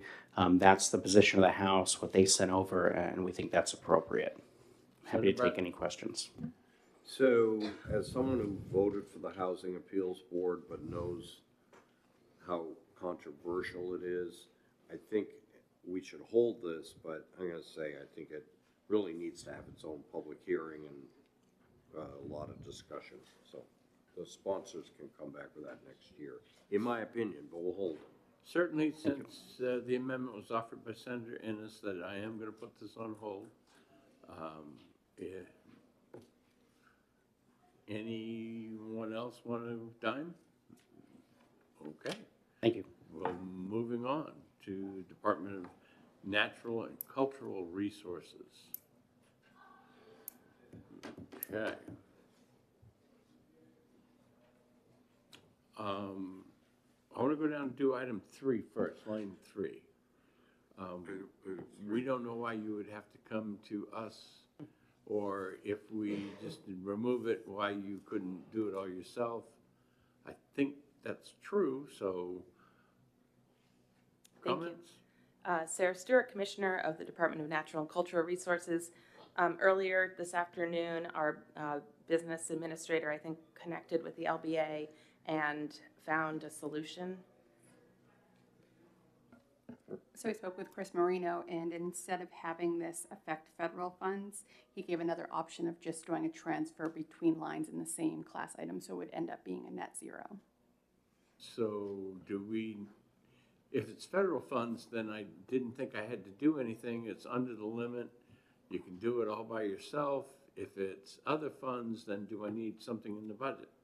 We don't need anything in the budget. We just need your approval to transfer the funds from one class to another with a zero net impact. Move approval.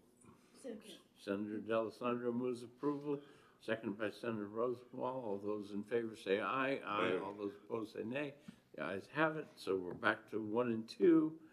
And since Senator Bradley's amendment has the higher dollar figure, we'll let him go first. Thank you, Mr. Chair. I'm going to actually outbid Senator Rosenwald on this. I got a text earlier from the commissioner who talked about a statute that was built, and I've forgotten which one, on the lawn in 1913.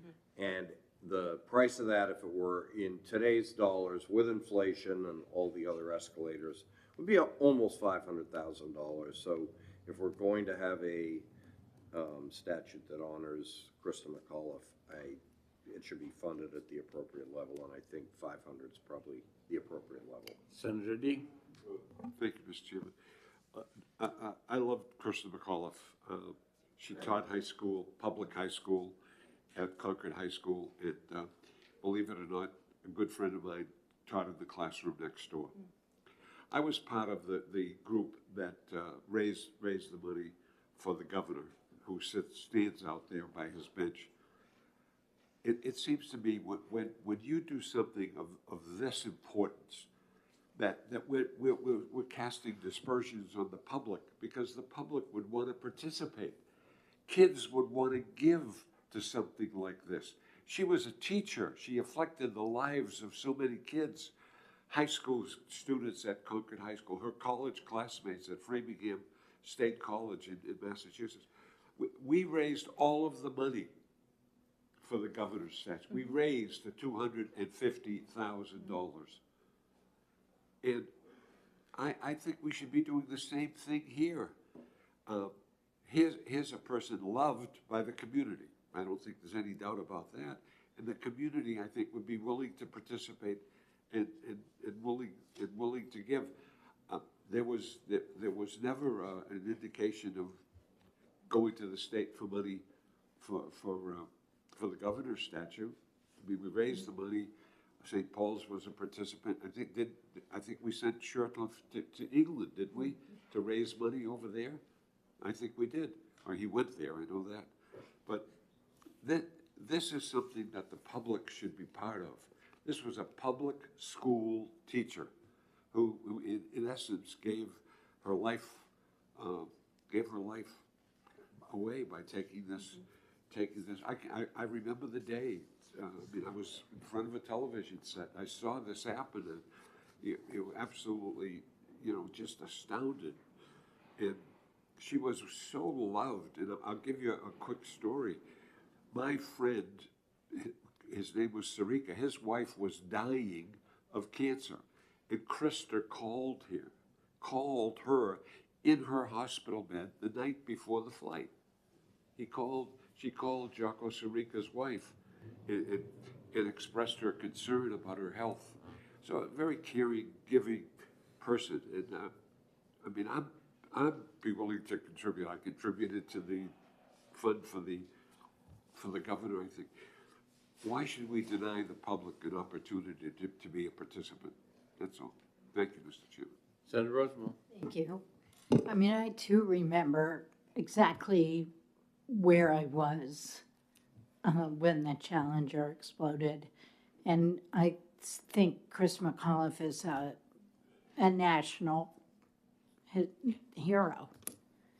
And unlike Governor Winan, who probably you have to live in New Hampshire to have heard of, if we could raise $255,000 for that sculpture recently, I think we would have no trouble privately raising the balance of the cost. And I just note that we just cut $100,000 out of a commission that's going to study an industry that's benefiting charities all across the state. I just think we have the ability to raise the money, and I don't think it needs to be fully generally funded.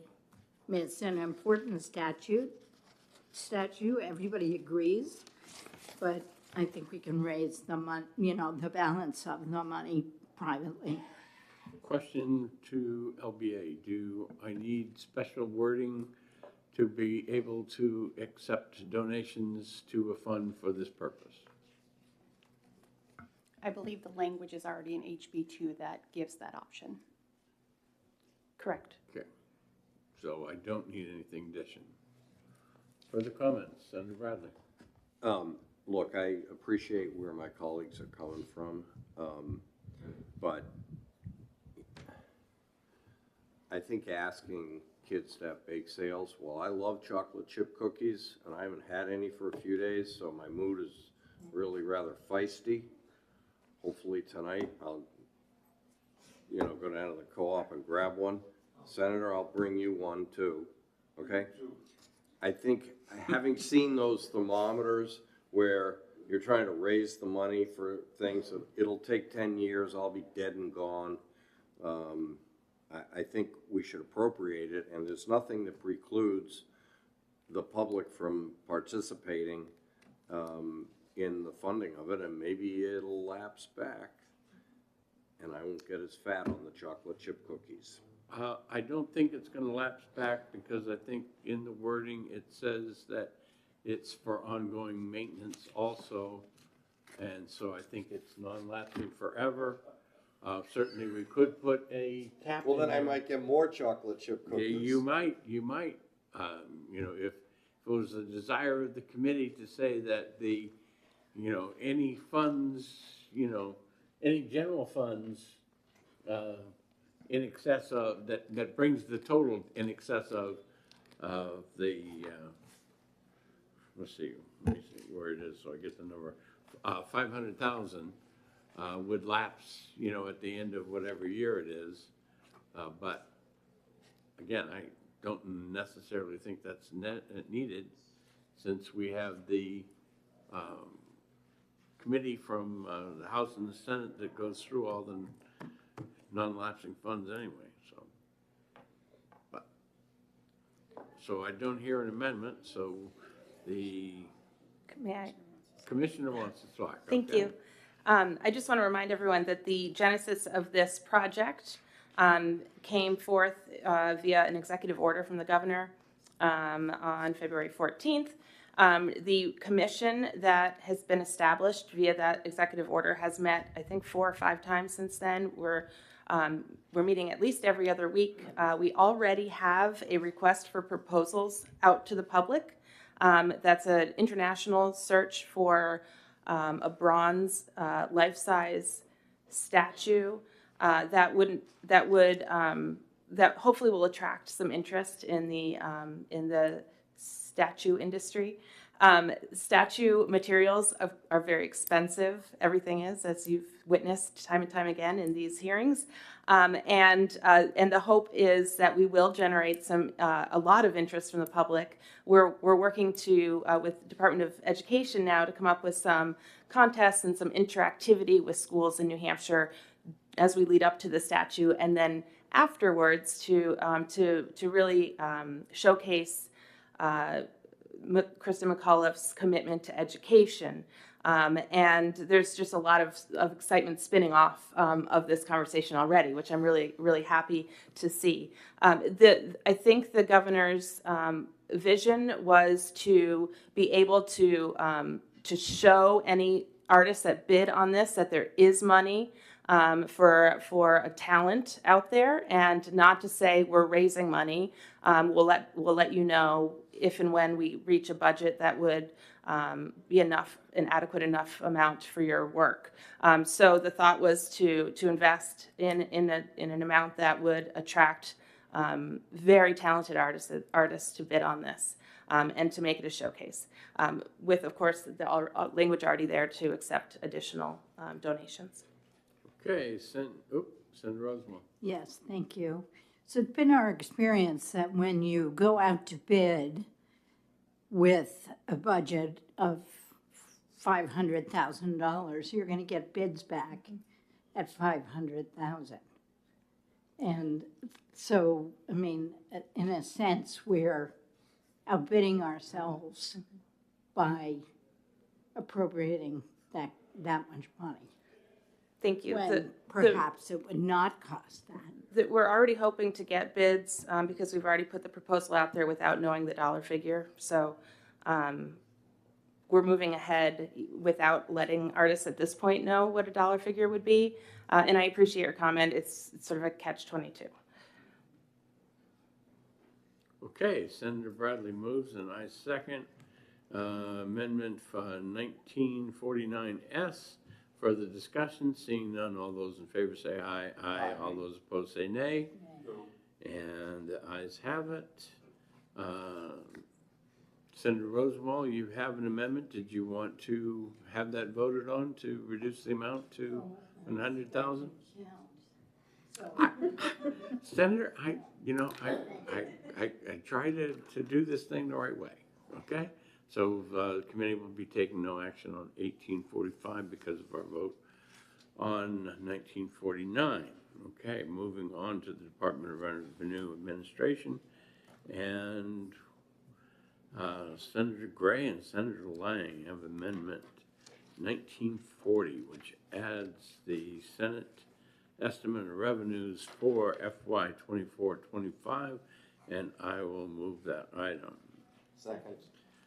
Seconded by Senator Bradley.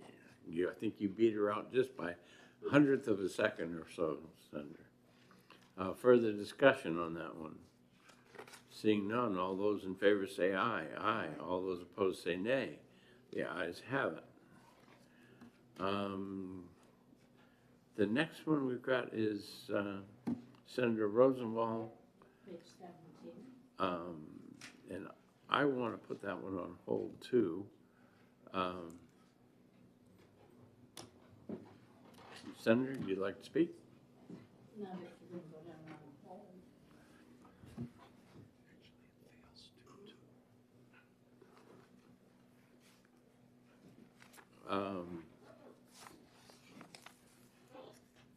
Okay, then if you want to take it up, we'll take it up.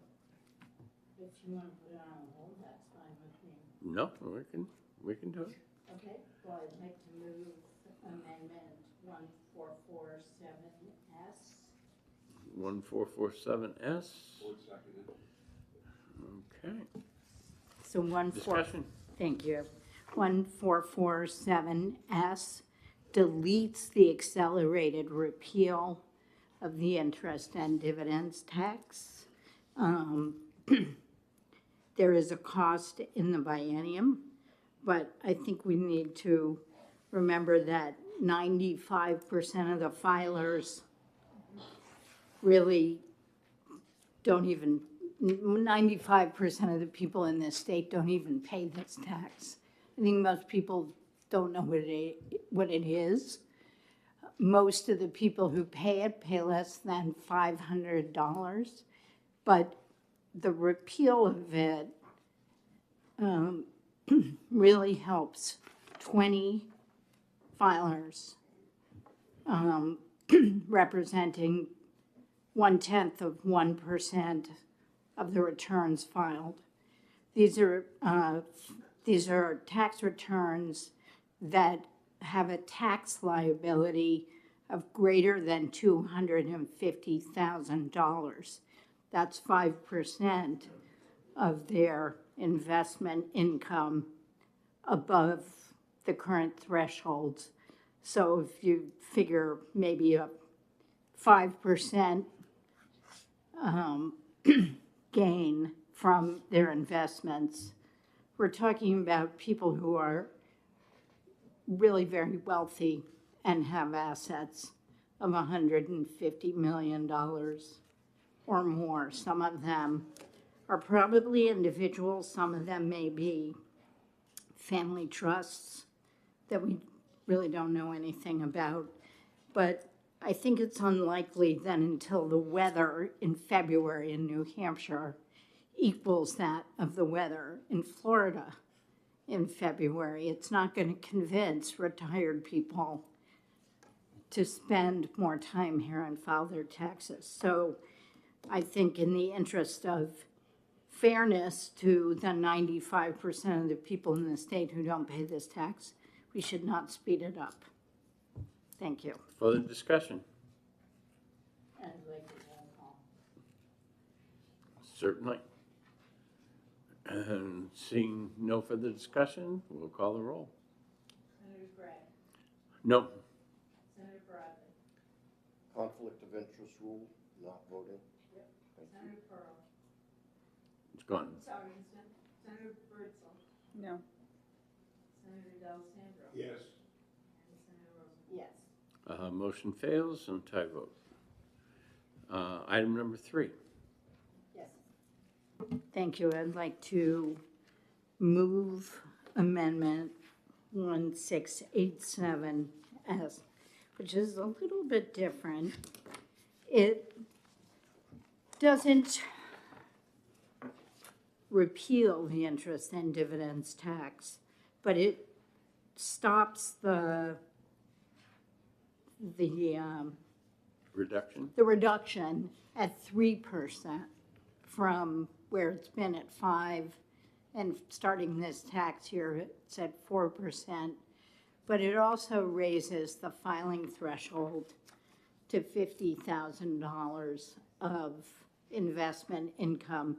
So that would eliminate almost everyone. I think it would eliminate 97% of that 5% who actually have any tax liability here. There is not really an effect in the next budget, but starting in fiscal year 27, there is a positive impact. I think it's $28 million. Chris is going to hand out the sheet. Yay, Chris.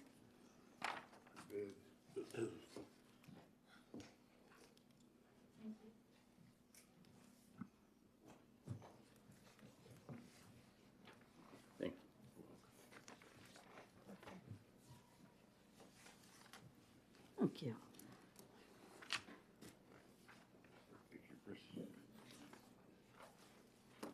I think Keen Wong is probably the smartest person I've ever met.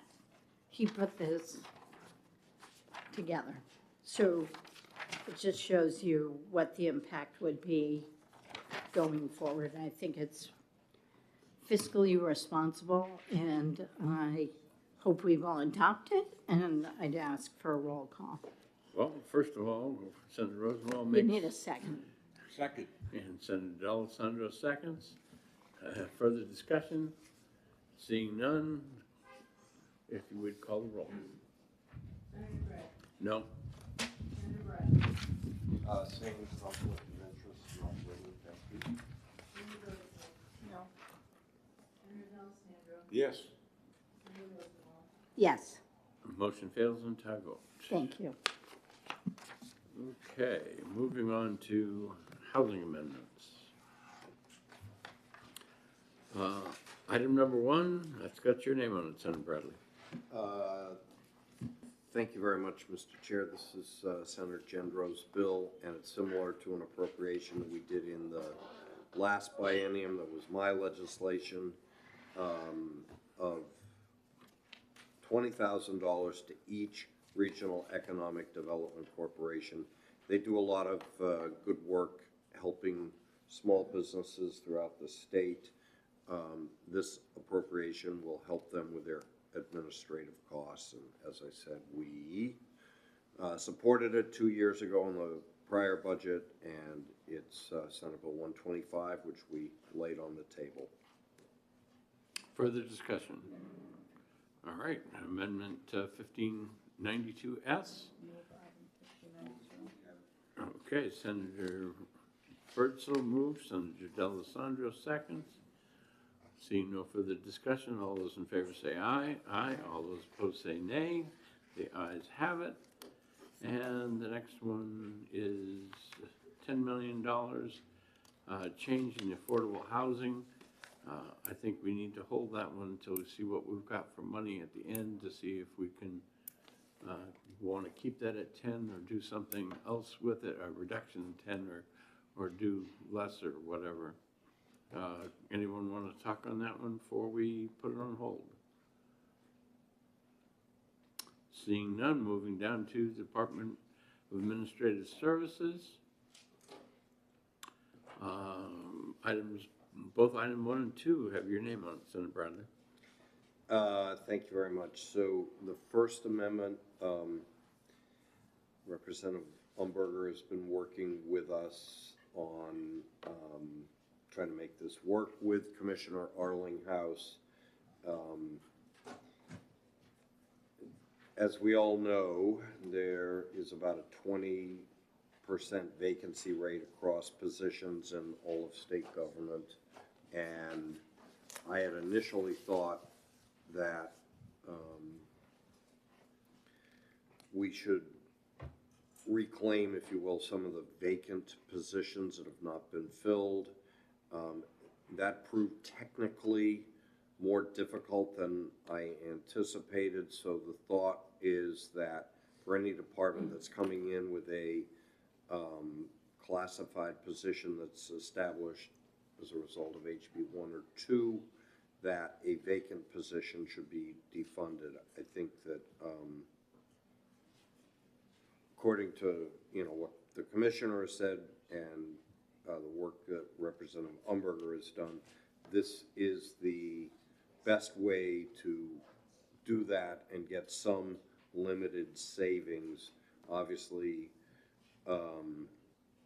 lines 12 through 16 exempt certain departments, agriculture, state police, corrections, Hampstead, Glencliff, DCYF, and the New Hampshire Hospital and the YDC. I think those, or any agency with 10 or fewer permanent positions, I think those are appropriate given, especially in the healthcare provisions and the safety provisions, the need to try to do everything we can to fill them. So, thank you. Commissioner, comments?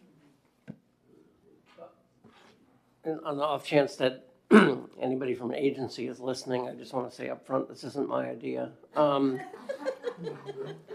Very important. I'll take the blame. Just to get it, one of the things I had said to Representative Umberger when we were talking is that people ask for new positions because they're different, right? I need an attorney and I have a purchasing agent and I can't, it takes a long time to convert. So I think that's what this gets at, and this does get at that. Personally, I've always been nervous about, I try real hard to treat every agency the same, and I understand that we live in a world where, there's a reason that we all feel about HHS the way we do, and it's because this always happens, where the rules don't apply to them. But that having been said, if that's your wish, to essentially hold the line at where we were for most agencies in 2023, this is an effective way to accomplish that. a couple of things that are worth noting is that probably based on the general fund impact, and I understand this applies to everybody, not just generally funded agencies, which is reasonable. The general fund impact, a third of the potential savings if fiscal goes along with it and doesn't waive it for that agency coming forward, are from justice. And just so you know that going in, that roughly a third of the general funds available are from 15 or 20 new positions at justice, which they would have to convert something else for. And I want you to know going in, you know, where this impacts and where it doesn't. Okay, thank you. About 10% of it is from me, but just for the record. Further comments or questions from the senators? Seeing none, we're talking about item 1 for administrative services. We have a motion by Senator Bradley, seconded by the chair. Further discussion? Seeing none, all those in favor say aye. Aye. All those opposed say nay. No. The ayes have it. And moving on to item number 2, under the source of funds, we think that that should be an O instead of a G. And the reason for that, it's going to be funds from the sale of the property, different property, conditional sale. Okay, so that would move it, like I say, from a G to an O.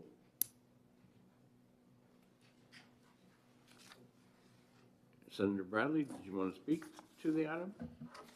So, Granite Place, there are 2 pieces to it. We are funding the other piece in HB2. So it makes sense, I think, as it's already rented out. There is my understanding is there are long-term leases, but if the funds from the sale of the Laconia State School campus actually go through, there would be a source of money that could be used to fund this acquisition of 1 Granite Place, which I think in the long term, if we can do it, makes sense, and it's a way that it would be paid for, but it's not something that we would be budgeting now as the sale of the Laconia property hasn't been consummated, so that's the rationale for this. Further comments? Senator Rosenbaum. Thank you. I'm going to have to vote against this because I think that Laconia money should stay in the Medicaid program. The people who live there are on Medicaid. They're some of our, well, they're mostly pretty old now. But man, it was terrible for them. And yeah, I don't think we should spend it on buying a building. I think we should spend it on Medicaid. Thank you. Senator D'Alessandro. Well, thank you, Mr. Chairman. I think the Laconia thing is very risky to begin with. There's a situation there where the people who you've got P&S with them, right? It's a little slow coming to conclusion, is it not? I know that they've gone to the city and asked the city for money to participate. So I'm very skeptical about it. And, you know, having been around for a long time and seeing what Laconia was and what we did at Laconia that we're ashamed of now, I think Senator Roosevelt is correct. The money should go back to Health and Human Services. I mean, they paid a price. A lot of lives were put on the line at that place. And it seems to be the best thing to do with the money is to invest it in that area. I recognize the fact that we have a lease.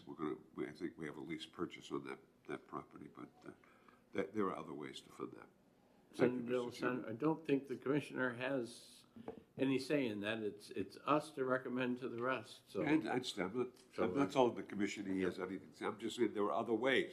Yeah. That doesn't mean him. I agree. There are other ways. We have a capital budget that we put together every 2 years.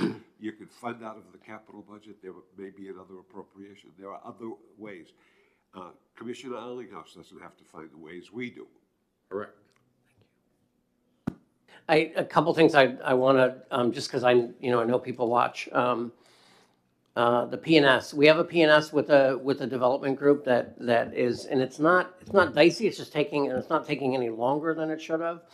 But it is a complicated piece of property, and there's a lot of due diligence to do on anything that complicated. Our expectation currently, they're in the middle of the second due diligence phase.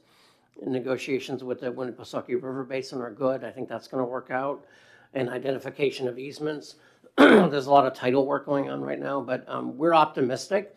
I've said to Senator Bradley in the past that I'm optimistic that the sale is going to go through. But I don't want him to think it's 100% or 90%, but I am optimistic. So I'll say that, although, you're right that it's complicated and we shouldn't count on it.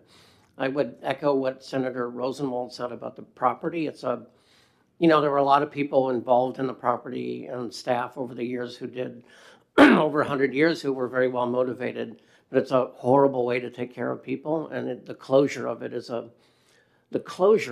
noble part of our state's history, the operation of it, not always entirely so. And so I agree with that.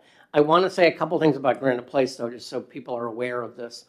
There's an inspection component in here, and I want you to know we've done an inspection recently, like the equivalent of a home inspection, if you will, on the tower that there is money in the budget I think it's in House Bill, it might be standalone language now, I forgot, it might be in House Bill 2, to buy. And it's the newer of the two towers, and there are upgrades. We think something like $8 million over the next 5 years.